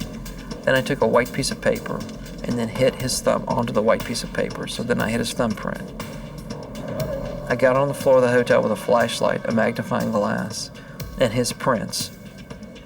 It's a match. Thanks to Agent Garrett's foresight, he can now bring a suspected terrorist back to the United States for prosecution. Mir Amal Kanzi is found guilty of murder, malicious shooting, and using a firearm in the commission of a felony. He is sentenced to death and is executed in 2002. Special Agent Brad Garrett's unique training and experience helped him close this case. But sometimes an agent's greatest asset is his ability to adapt to new situations and think on his feet. Executive Assistant Director Grant Ashley. These are people that want to win. They aren't here just to get a paycheck. 1985. In the hills of Arkansas, an army of extremists plot to overthrow the U.S. government. They spread a doctrine of hate, murder, and genocide, launching death raids on churches and synagogues. Federal agents must dismantle this heavily armed militia without igniting a bloody war. The FBI follows a trail to the compound of the Covenant, the Sword, and the Arm of the Lord, or CSA, a violent group of white supremacists. The compound is heavily fortified, and the men inside are armed with grenades, dozens of automatic weapons, and even a powerful anti-tank rocket. Investigators need to serve arrest and search warrants. But unlike most circumstances where a SWAT team would be utilized, this situation is more delicate. Reports confirm that innocent women and children are inside the compound. With hundreds of lives in the balance, there can be no margin for error. Authorities working the case do not have the expertise or manpower to take on the CSA. And the U.S. Constitution bars the military from aiding in a civil investigation. The FBI decides to send a highly trained tactical group called the Hostage Rescue Team, or HRT, the Bureau's equivalent of the Army's Delta Force. The HRT acts as a counterterrorism unit within the borders of the United States. In 1985, Special Agent Danny Coulson is the commander of the HRT. The HRT basically are assaulters. It's their job to go into a crisis point and neutralize terrorists and rescue hostages. But this was not that type of situation. These people were very well armed. They were very formidable. And we wanted to avoid a shootout. To serve the arrest and search warrants safely, Coulson needs to adapt to the circumstances. With their traditional method of attack out of the question, they devise a different approach. The very reputation of the FBI was dependent upon this case, and we believe that without any doubt the best way to do this was to surreptitiously set a perimeter, which would be very dangerous and difficult, but certainly less dangerous and difficult than doing an assault on that compound. During the first phase of the operation, reconnaissance teams penetrate the compound's perimeter in the dead of night. Using handheld and airplane-based sensors, they avoid roaming CSA patrols.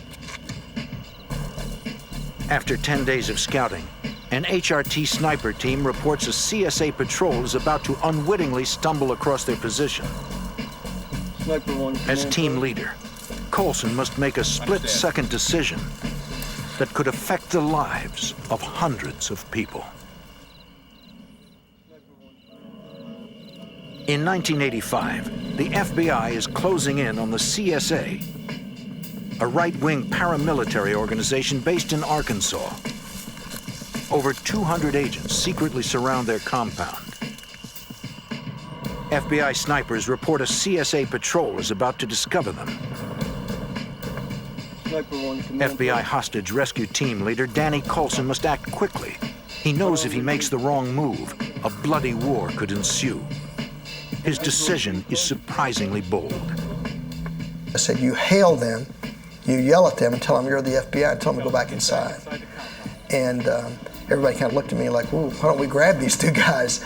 And I didn't want to do that. Coulson's tactic is calculated for maximum effectiveness. I wanted to scare the daylights out of these guys.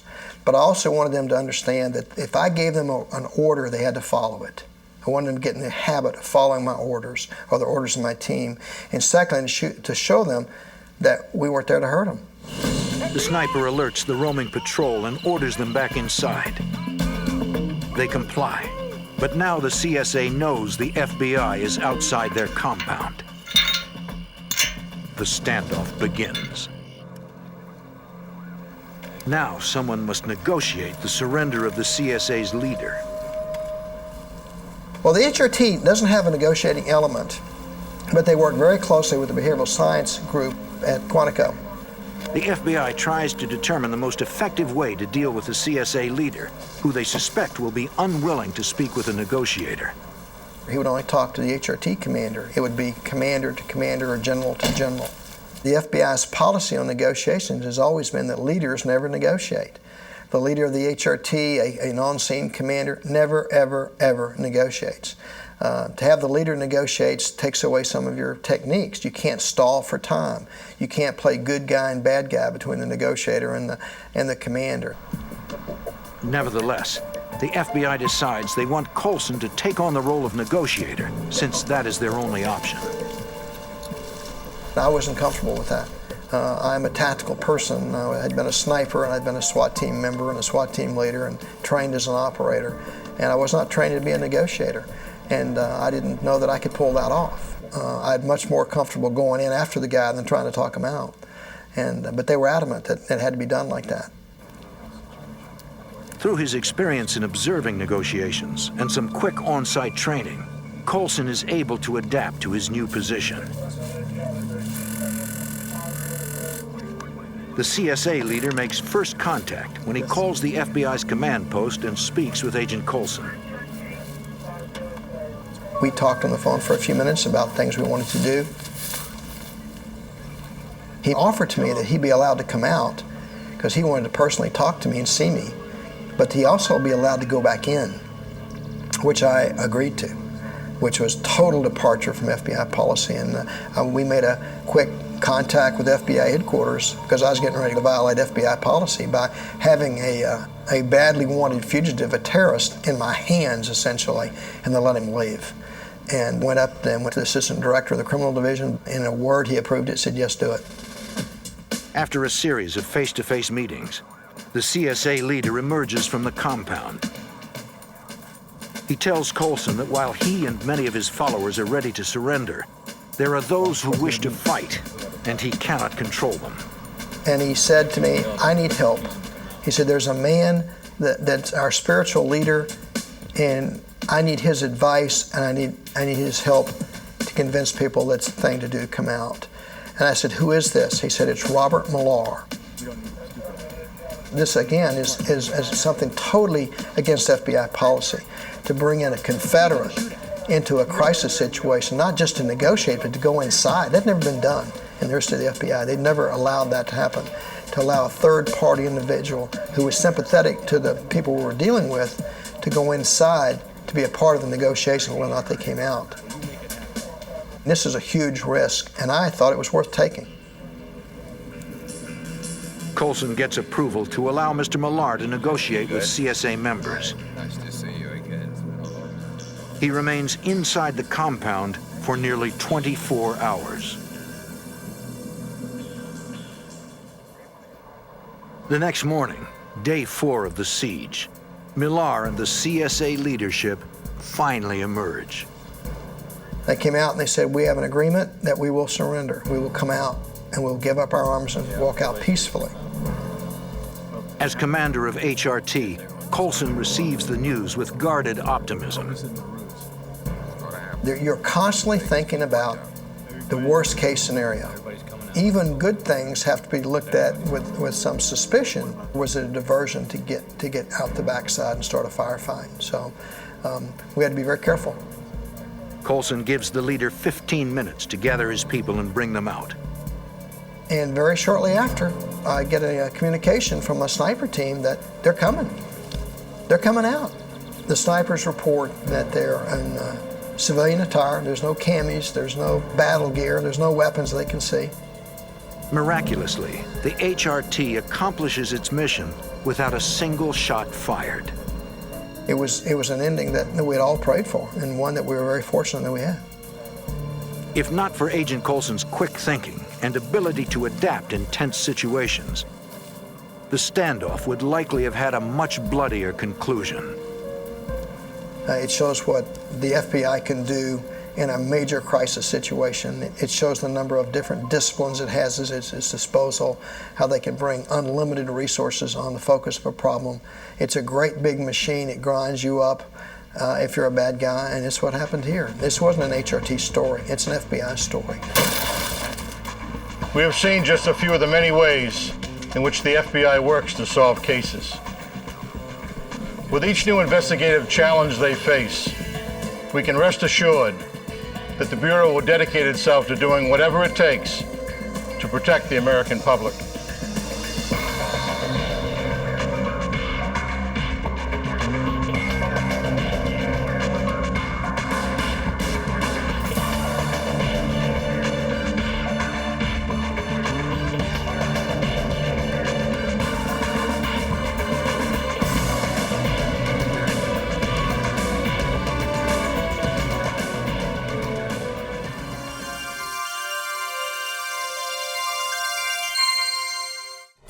7 inmates break out of a high-security prison in New Mexico. State and local police call in the FBI. They begin a desperate search to find these dangerous men. The escapees, all violent criminals, threaten the public and terrify the community. Investigators must capture these men before they rob, rape, and kill again.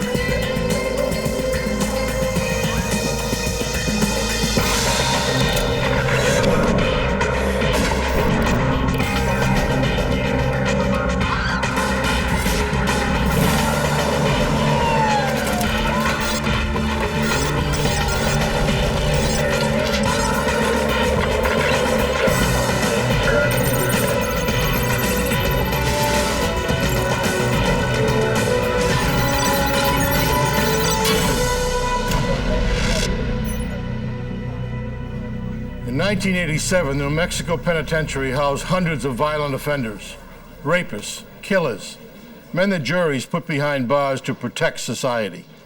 On July 4th, 7 of those men escaped. I'm Jim Kallstrom, former head of the FBI's New York office.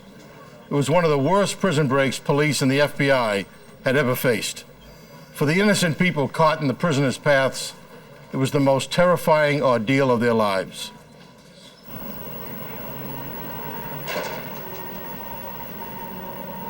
The North Unit at the Penitentiary of New Mexico outside Santa Fe is a Level 6 facility.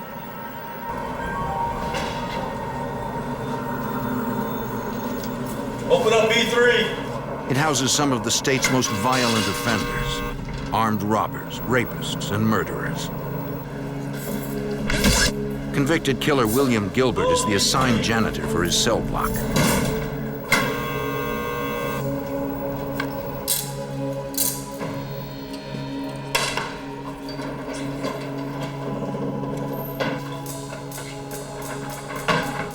For Gilbert, July 4th, 1987 is Independence Day.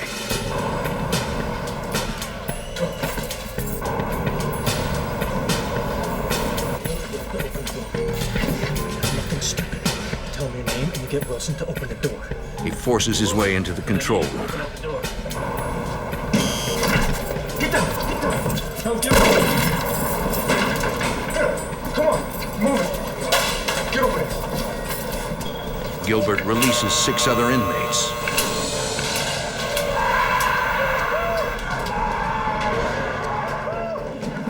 They join him in the control room.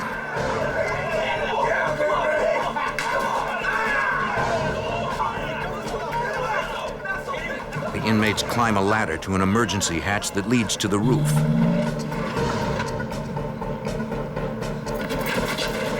They take one of the guards with them as a hostage. The inmates walk along the roof searching for an exit. They are looking for a spot where the perimeter fence meets the building entrance so they can jump to the ground.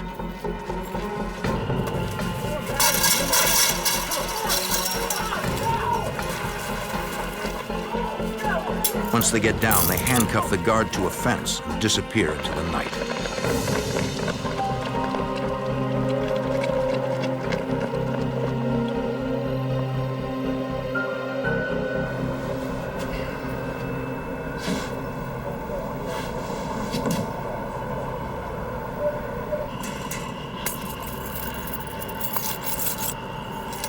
The guard quickly frees himself and goes for help.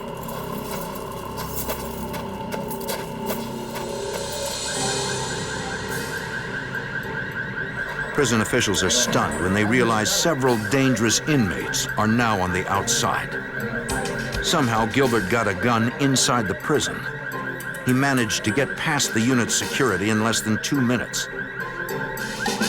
Because of budget cuts, there was no guard in the tower overlooking the roof area where the men escaped. Also, the security sensors on the roof were not functioning. The prison officials have no idea if the inmates were aware of this or if they just got lucky. The prison goes into lockdown.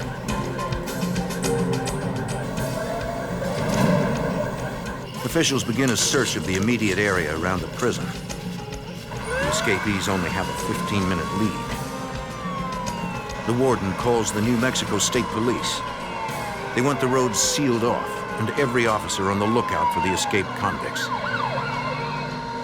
Not certain how many escaped, guards conduct an emergency head count. They find 7 inmates are missing from the North Facility, home to the prison's most dangerous inmates.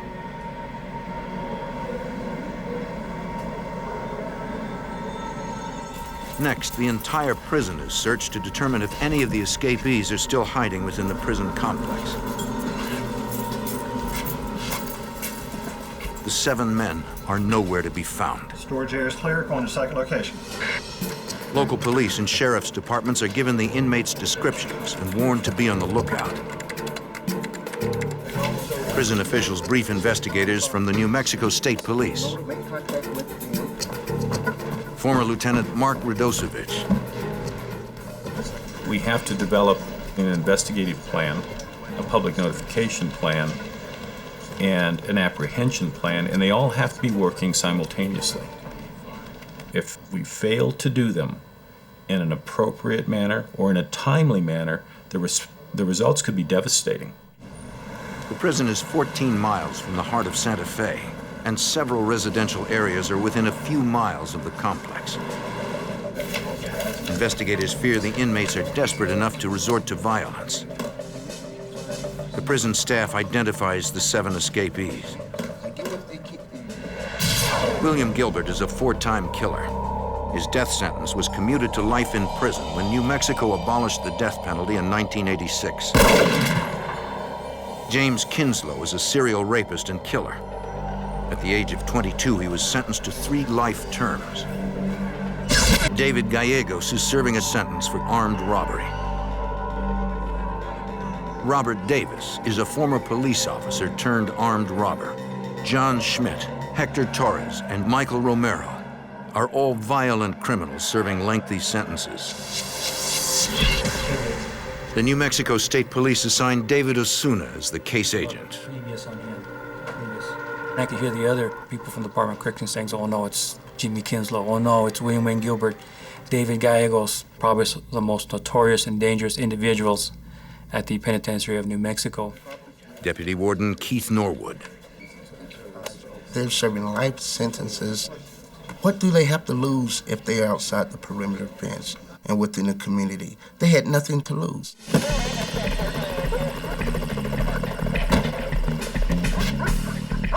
The time factor in catching an escapee is critical.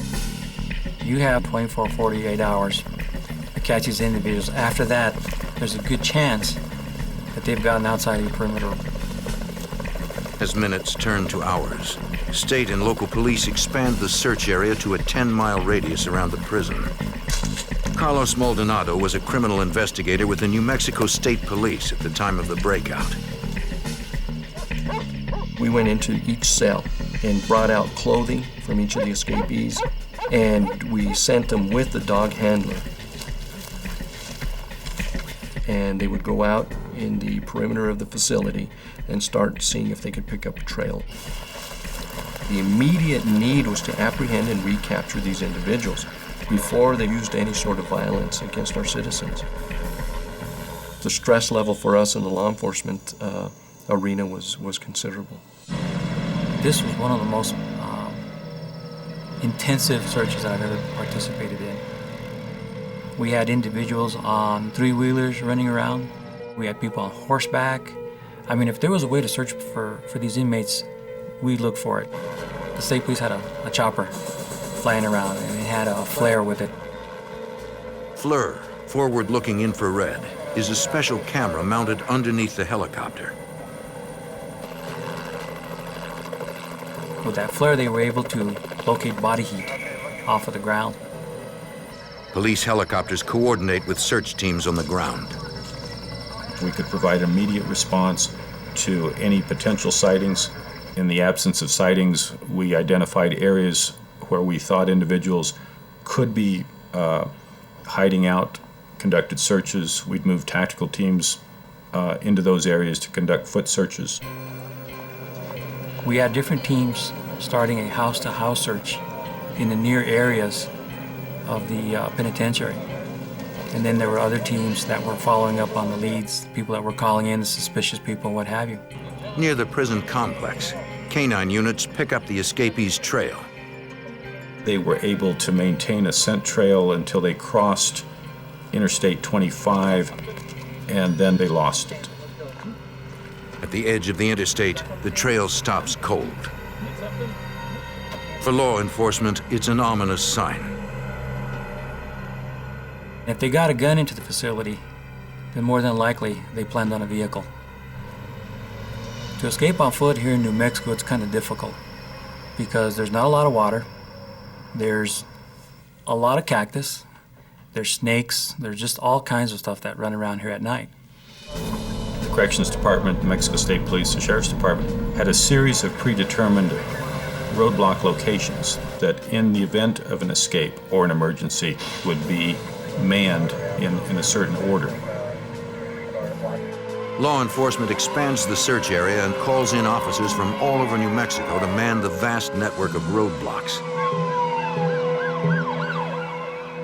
Not only do we have the state police, but the Santa Fe City Police Department, Santa Fe County Sheriff's Department, we have different tribal officers here. We have Tusuque, Pojoaque, San Ildefonso, Santa Clara, Santo Domingo.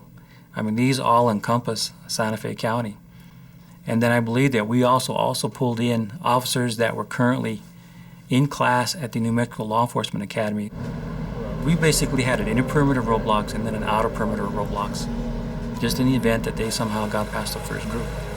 For law enforcement, the pressure is building. If these escaped killers are hiding out in the residential areas around the prison, no one is safe. In Santa Fe, New Mexico, 7 men convicted of robbery, rape, and murder break out of a maximum security prison. Investigators suspect the mastermind is William Gilbert, a 4-time murderer. 7 months before the escape, Gilbert had his death sentence commuted by the governor. When an inmate escapes, they're looking to get out and never come back. Former New Mexico State Police investigator David Osuna. They may do just about anything to keep from being apprehended again, and that includes the possibility of murder. Authorities need to make the public aware of the danger. I've never heard of a correctional officer being shot, and it was just my opinion that they'll shoot anybody to get away. The governor authorizes the use of the National Guard in the fugitive hunt and gives a shoot-to-kill order to police searching for the 7 men. Investigators know that the physical search for the escapees is only part of their task. They need intelligence. Authorities pore over the fugitives' records.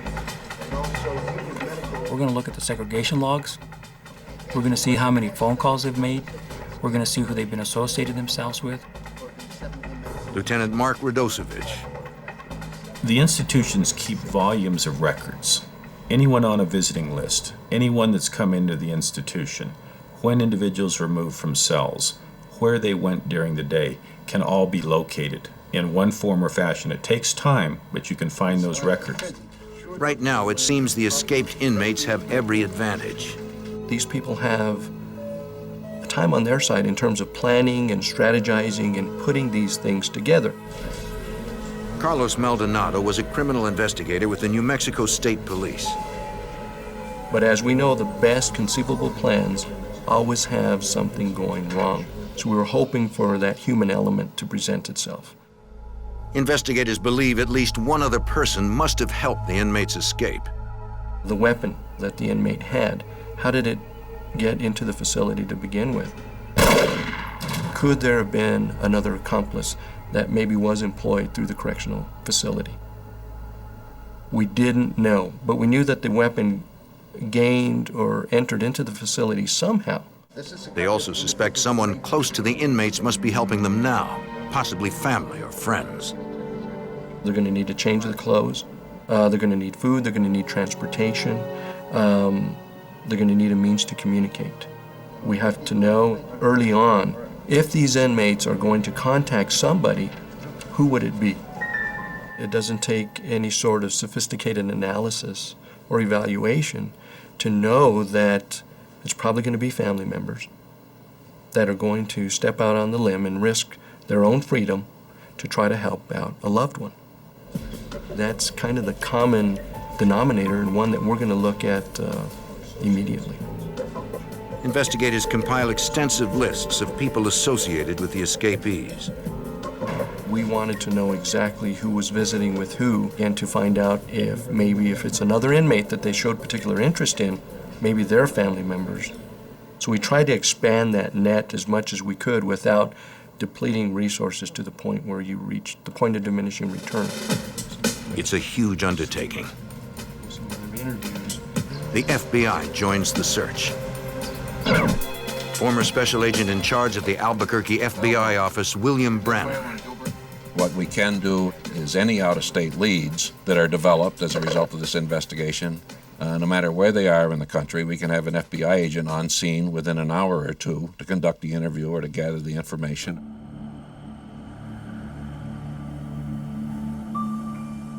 At the prison, state police investigators question the inmates, but they have to do it carefully. Timing was very important when you interview inmates. It's a different world. Everybody's timing everybody else. They're watching. If you spend more time with one particular inmate than you do with somebody else, the first question they're going to ask, I wonder why. Did he divulge any information? And their life is on the line. We had a timer set up. The inmates would come in, we'd talk to them for 20 minutes, and regardless of where we were in the conversation, we'd send them back. The inmates of the North Unit say they were not aware of the escape plan. These guys kept that plan pretty confidential. And for inmates not to know things what's going on, especially in their pod, that's pretty unusual. Investigators also questioned prison personnel. They learned that days before the breakout, guards confiscated copies of state police and prison radio codes from Robert Davis's cell. Hours after the escape, guards made another surprising discovery in Davis's cell. Aeronautical charts and maps of Mexico. Was that truly part of a plan to take a plane, to hijack a plane, to drive to Mexico?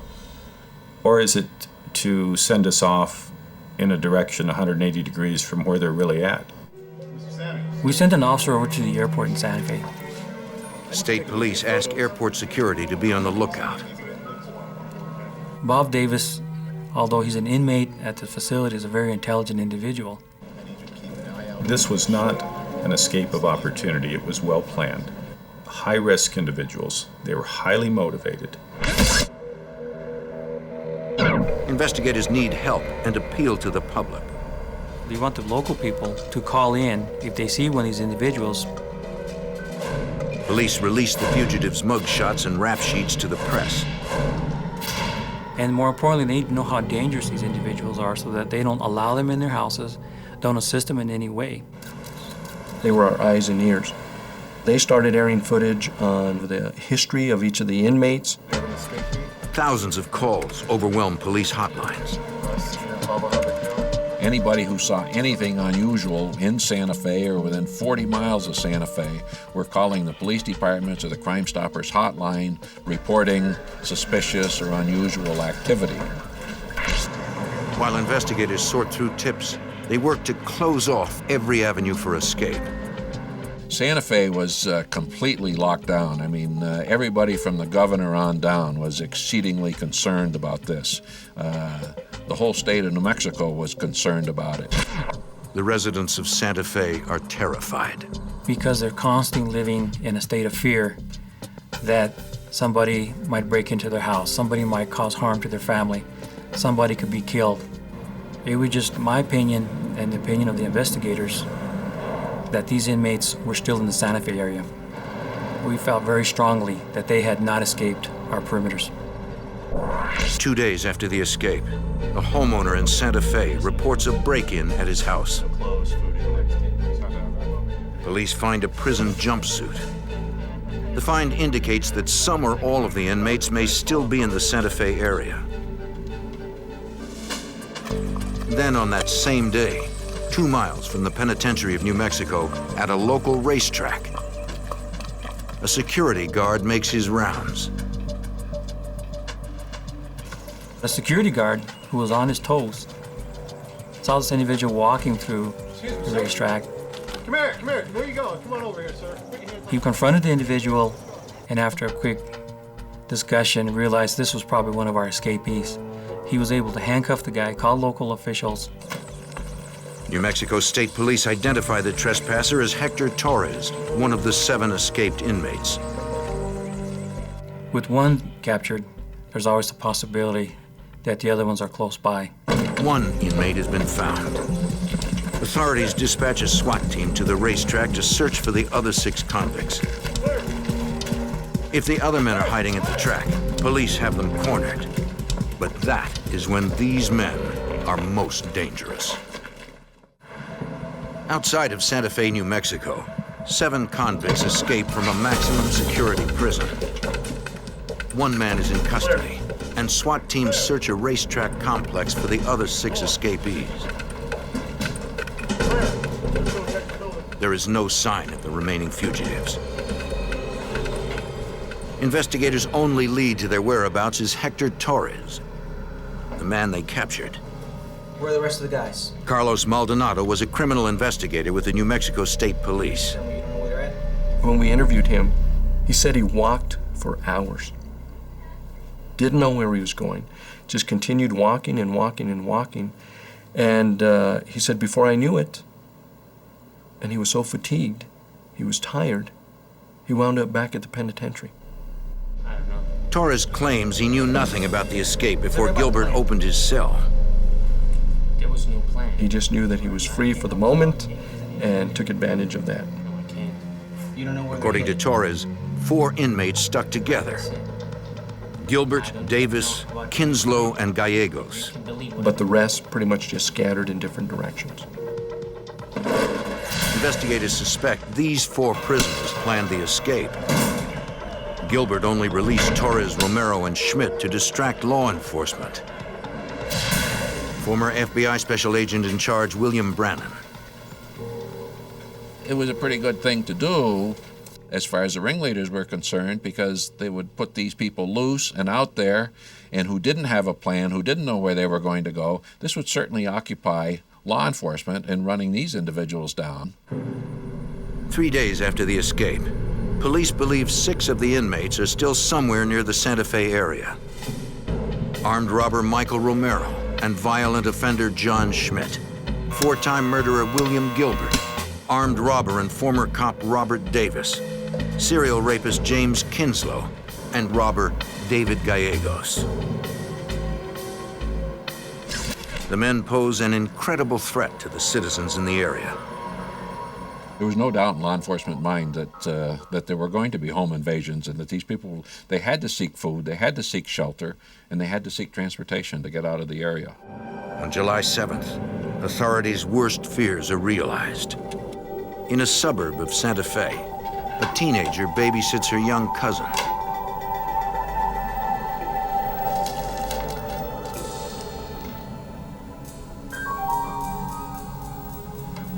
She looked out the window and saw a man coming to the house. She was so paranoid, as everybody was in Santa Fe. She was able to call the police to say that somebody suspicious was approaching. One of those guys was trying to break in. Oh no, he's trying to break into the window. Oh no, he's at the door. He's at the door. Please come, hurry. Put the phone down! Put the phone down! What do you want? I need something to eat. I need some food. I need some food. Come on. Incredibly, the intruder only steals a bag of bread, then flees. Police arrive quickly. Investigators ask the teenager if she can identify her attacker. Former New Mexico State Police investigator David Osuna. This young lady identified David Gallegos as one of the escapees who broke into her house. SWAT teams converge on the area. Law enforcement officers searched every home within a mile radius during that time looking for the escapees.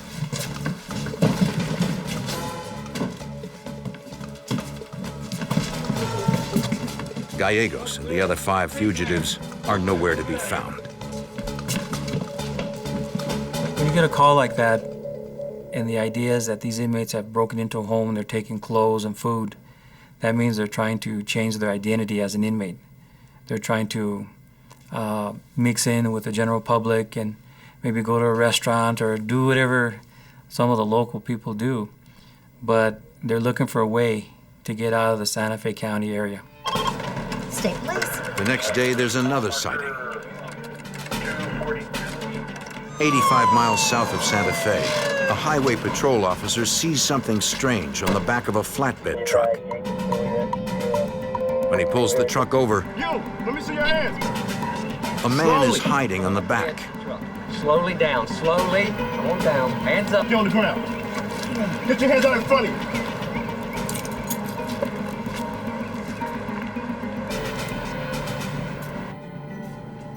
It is one of the escapees, former police officer turned armed robber, Robert Davis.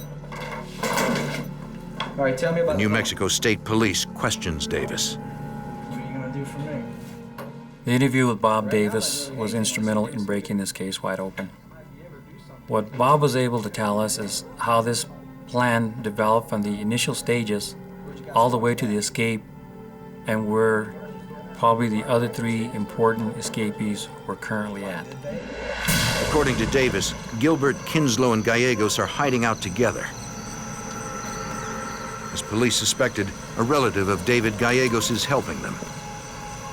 This relative was going to take him to a storage facility here in Santa Fe where they would be housed until the roadblocks were down, and then a relative of David Gallegos would once again meet them, bring them to Albuquerque, and they would make their escape all the way to California. Former New Mexico State Police Lieutenant Mark Radosevich. But I think there was a sense from the investigative team and the management team that the information wasn't exact, but it was credible. Based on Davis's statement that the men planned to cross state lines, New Mexico State Police contact the FBI. Ultimately, I think the FBI found that there was enough information that the individuals might have left the state of New Mexico, then giving them federal jurisdiction.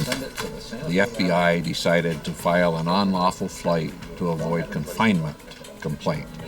This is called a UFAC complaint. The FBI's UFAC casts a dragnet across the nation. Agents around the country are now on the lookout for the convicts. The manhunt intensifies. In New Mexico, investigators turn their attention to trying to find the storage unit. According to Davis, it was rented under a fake name and address. Agents and police searched the records of every storage facility near the airport in Santa Fe. They checked the names and addresses in the files, all of which are valid. Let me give you my card. You do see The fact that we couldn't find Gilbert, Kinslow, or Gallegos indicated to us that they probably had some type of help and somebody was hiding them in the Santa Fe area. Agents and state police trying to find out who is helping the fugitives investigate the people closest to them. The FBI tracked them down, found their locations, determined what type of people they were, whether or not they could have been involved in assisting the people in the prison break, and we eliminated a lot of these people as probably not having been involved, but we came up with a handful who we thought might have been involved, and among them was Gallegos' brother-in-law. The different agents, including myself, found themselves in Albuquerque a lot, interviewing members of the David Gallegos family. Newspaper. According to Gallegos' brother-in-law, he has not been contacted by the fugitives. He has no idea where they are. Investigators suspect he is lying. Several more days go by. The roadblocks stay up. Hundreds of officers continue to search for the remaining 5 fugitives. Even if it's true that 3 of the escapees are on their way to California, 2 remain somewhere in the Santa Fe area. July 11th, 7 days since the breakout. A 17-year-old girl is house-sitting in an exclusive neighborhood. She has no idea she is not alone. 2 gunmen suddenly appear. They demand the teenager's car keys. Come on, you didn't hear nothing, you didn't see nothing. She notifies the Santa Fe police. As an officer responds to the scene, he spots 2 of the fugitives coming straight at him. 410 vehicle spotted in pursuit. The officer swerves just in time.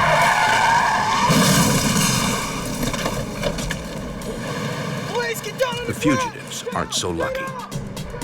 You would think that both of them would get hurt and injured because it was a good crash. It wasn't just like a little fender bender. Michael Romero is captured, but Schmidt is able to run from the scene.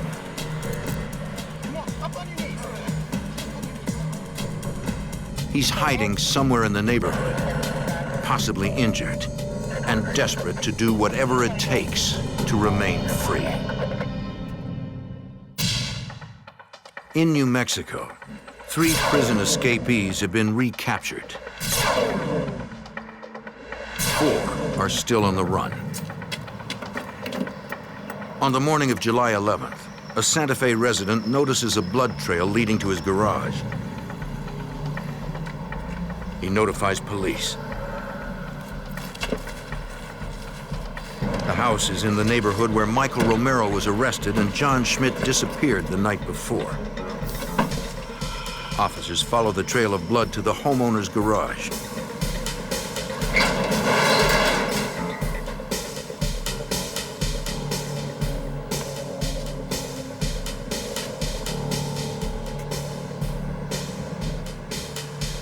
Put your hands where I can see them. There, they find John Schmidt. This individual was arrested in a garage near the governor's mansion in downtown Santa Fe, which caused a little bit of a stir. Former FBI Special Agent in Charge William Brannon. After the first 4 individuals had been apprehended, the only people on the loose were Gilbert, Kinslow, and Gallegos. They are the 3 most dangerous escapees. 4-time murderer William Gilbert, serial rapist James Kinslow, and robber David Gallegos. But nearly 3 weeks after the escape, the investigators are running out of time and money. Not only had the main players not been caught, but now we were looking at a great expense in keeping these roadblocks up and using the manpower that were available. So finally, a command decision was made: pull the roadblocks. David Osuna of the New Mexico State Police questions Robert Davis again. Davis sticks to his story. He was insistent that they're here in Santa Fe and that they're at a storage shed. You know, and obviously, I believed him. Agents and police continue following the only lead they have. Please step behind the vehicle. They take another look at all the storage facilities in the Santa Fe area. We finally end up at this one storage facility off of Airport Road. All right, ready? Let's go. Now. Nothing. At this facility, investigators find that several people occupied one of the units for an extended period of time. Nothing. I didn't see anything.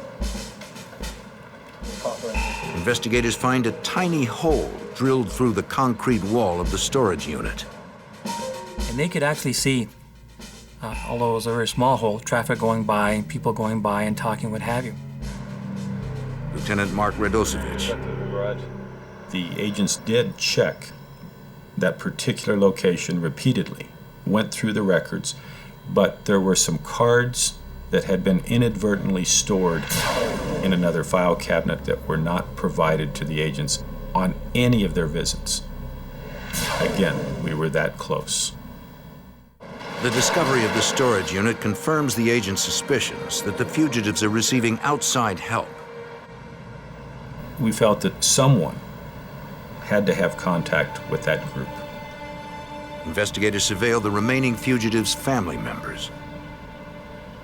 Former New Mexico State Police criminal investigator Carlos Maldonado. We use a technique where it's not aggressive, but it's obvious surveillance. Where they look out the window, they know that you're parked out there. Yeah, he's on the move right now. And it's to raise the stress level so that hopefully mistakes are made.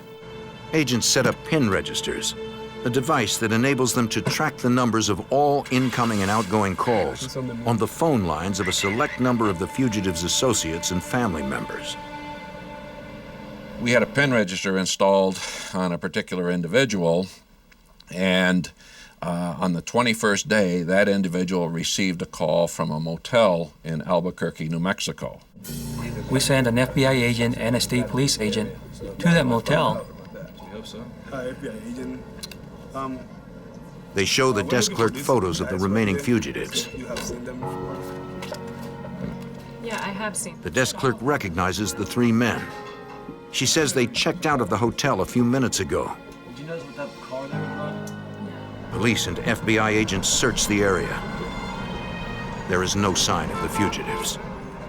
We recognized that Wayne Gilbert and Jimmy Kinslow and David Gales had probably left the state. We didn't get any more tips, no phone calls, no nothing. Investigators believe California is a likely destination. They know Gallegos has relatives there. And recaptured escapee Robert Davis mentioned California. Authorities contact police agencies and FBI offices in California to be on the lookout for the three men. They believe the three fugitives are traveling together. Authorities most fear Jimmy Kinslow. They just knew or felt or believed that because of his background, being a stone-cold killer and rapist, that he was going to do that again. The FBI's fears are justified. In Arizona, Kinslow has already identified a victim. 7 inmates make a daring escape from prison. Only 3 escapees remain free.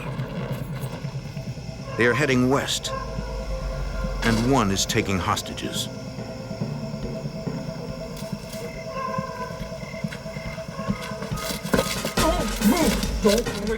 Convicted murderer and rapist Jimmy Kinslow forces his way into an Arizona home. Don't move! You move, I'll tell you right now! He demands to know if there are any guns inside. Don't move! Former FBI Special Agent in Charge, William Brannon. He obtained several handguns, a shotgun, and I believe 4 rifles. So now he's very highly armed. He forces the entire family into the car.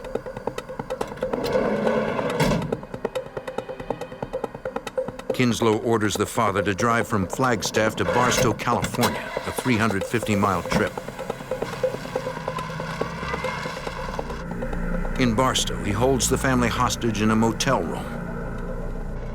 3 hours later, he leaves the motel. He takes the couple's 11-year-old daughter with him. He leaves in their car with the 11-year-old and leaves the area.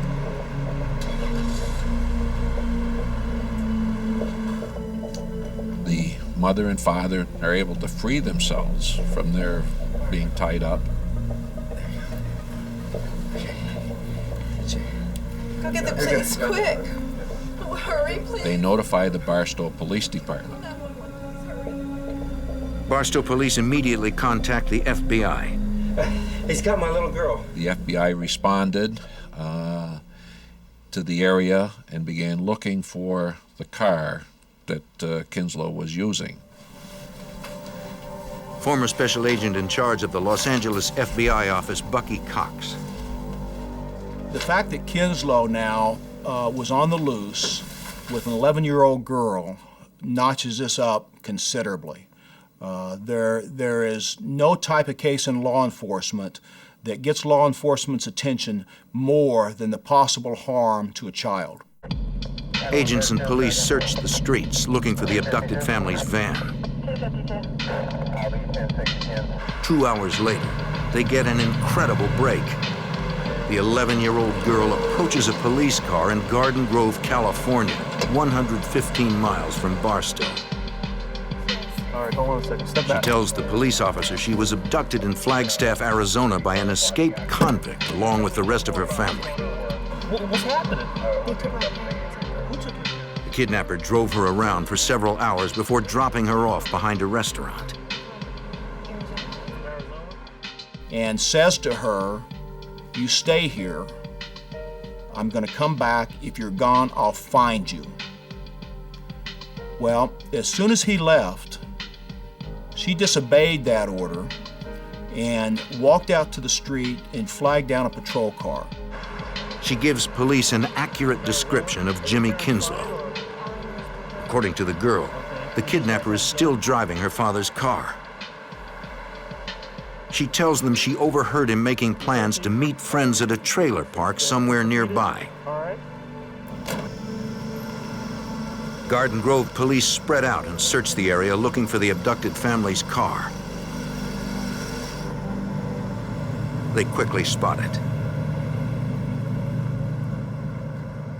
Garden Grove didn't approach that vehicle.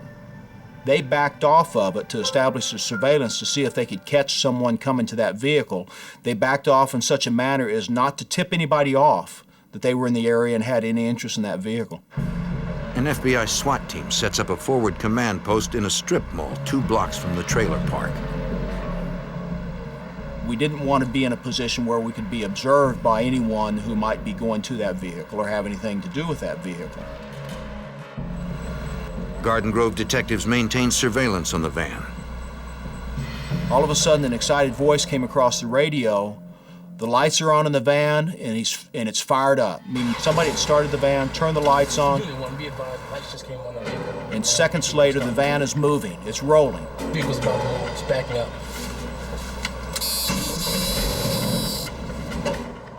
They pull out in pursuit. Investigators thought the vehicle was empty. Apparently, Kinslow was inside all along. The convicted murderer and rapist is finally in their sights.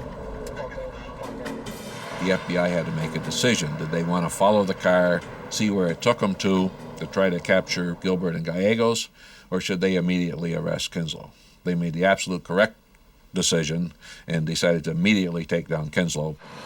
FBI agents and Garden Grove police converge on all 4 sides of the vehicle. He's got a van in front of him. He's got FBI behind him. I think there's a Garden Grove patrol car behind him. I'm actually coming the opposite way and turn in towards the side, so he has no place to go at this point. Kinslow is outmanned and outgunned. But police fear this ruthless murderer will not go down without a fight. In Garden Grove, California, agents and police have dangerous fugitive Jimmy Kinslow cornered. Investigators fear they are in for a fight. Let me see your hand! Let me see your hand! Jimmy Kinslow finally gives up. All right, down! Come on! Get up! You have the right to remain silent. Anything you say can and will be used against you in a court of law. You have the right to have an attorney. You can't afford one. One will be appointed to you.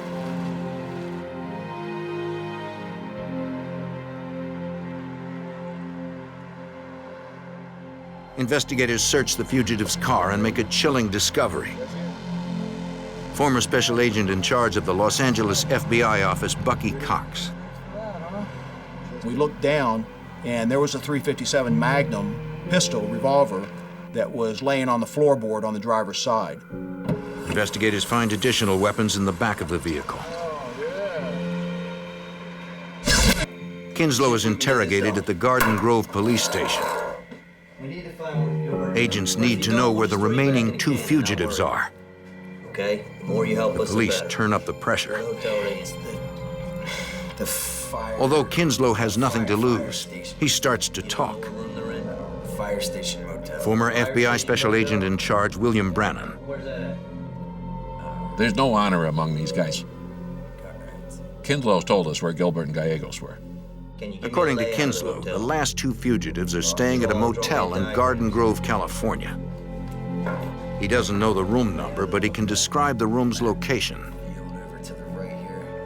Kinslow agrees to draw a sketch of the motel and of the room. And then he also tells us that another family member is there that had helped Gallegos and Gilbert and actually brought them to the motel. Gilbert and Gallegos are on the second floor. The family member is in the room directly beneath them. From their command post 2 blocks from the motel, the FBI decides whether to raid the rooms. The fugitives are armed. They have nothing to lose, and the motel is full of innocent people. That's a sketch that I drew based on information the suspect. We could get, in law enforcement terms, burned. They'll spot us, and now we've got really a dangerous situation on our hands. Conversely, if we hit the wrong room, then it's going to wake up the whole neighborhood, and we've got a dangerous situation on our hands. So we weighed the options. It's a risky operation, but losing the fugitives is even riskier. The FBI decides to raid the motel rooms. All straight, ready to go.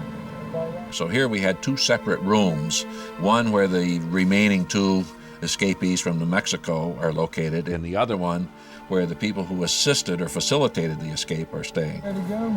Let's go. Let's do this thing. All right. So what we decided is we are going to do a SWAT entry on the room with the 2 fugitives, and we are going to do basically a knock and announce on the room down below as soon as the flashbang goes off.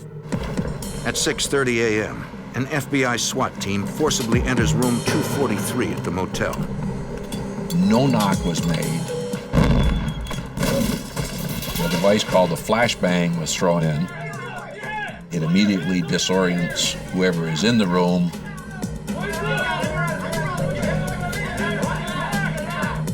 William Gilbert and David Gallegos are quickly taken into custody. Don't move! Inside the motel room, agents find 2 sawed-off shotguns and a revolver, along with a large quantity of ammunition. I think once these 3 individuals got to the motel, they probably figured that they had pulled it off and that they were going to get off scot-free. But not so, because technology and law enforcement caught up with them. All 7 fugitives are finally back in custody.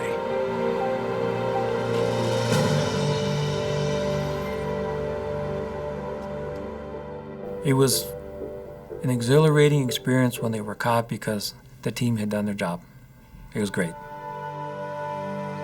On July 31st, 27 days after the escape, the last of the fugitives are returned to the penitentiary of New Mexico. Their breakout had been months in planning. To this day, no one knows how Gilbert got a gun inside the prison. After the escape, New Mexico built a new prison with more modern security features. Thanks to the hard work of the New Mexico law enforcement agencies and the FBI, Michael Romero, Robert Davis, John Schmidt, and Hector Torres face additional charges. William Gilbert, Jimmy Kinslow, and David Gallegos will spend the rest of their lives in prison.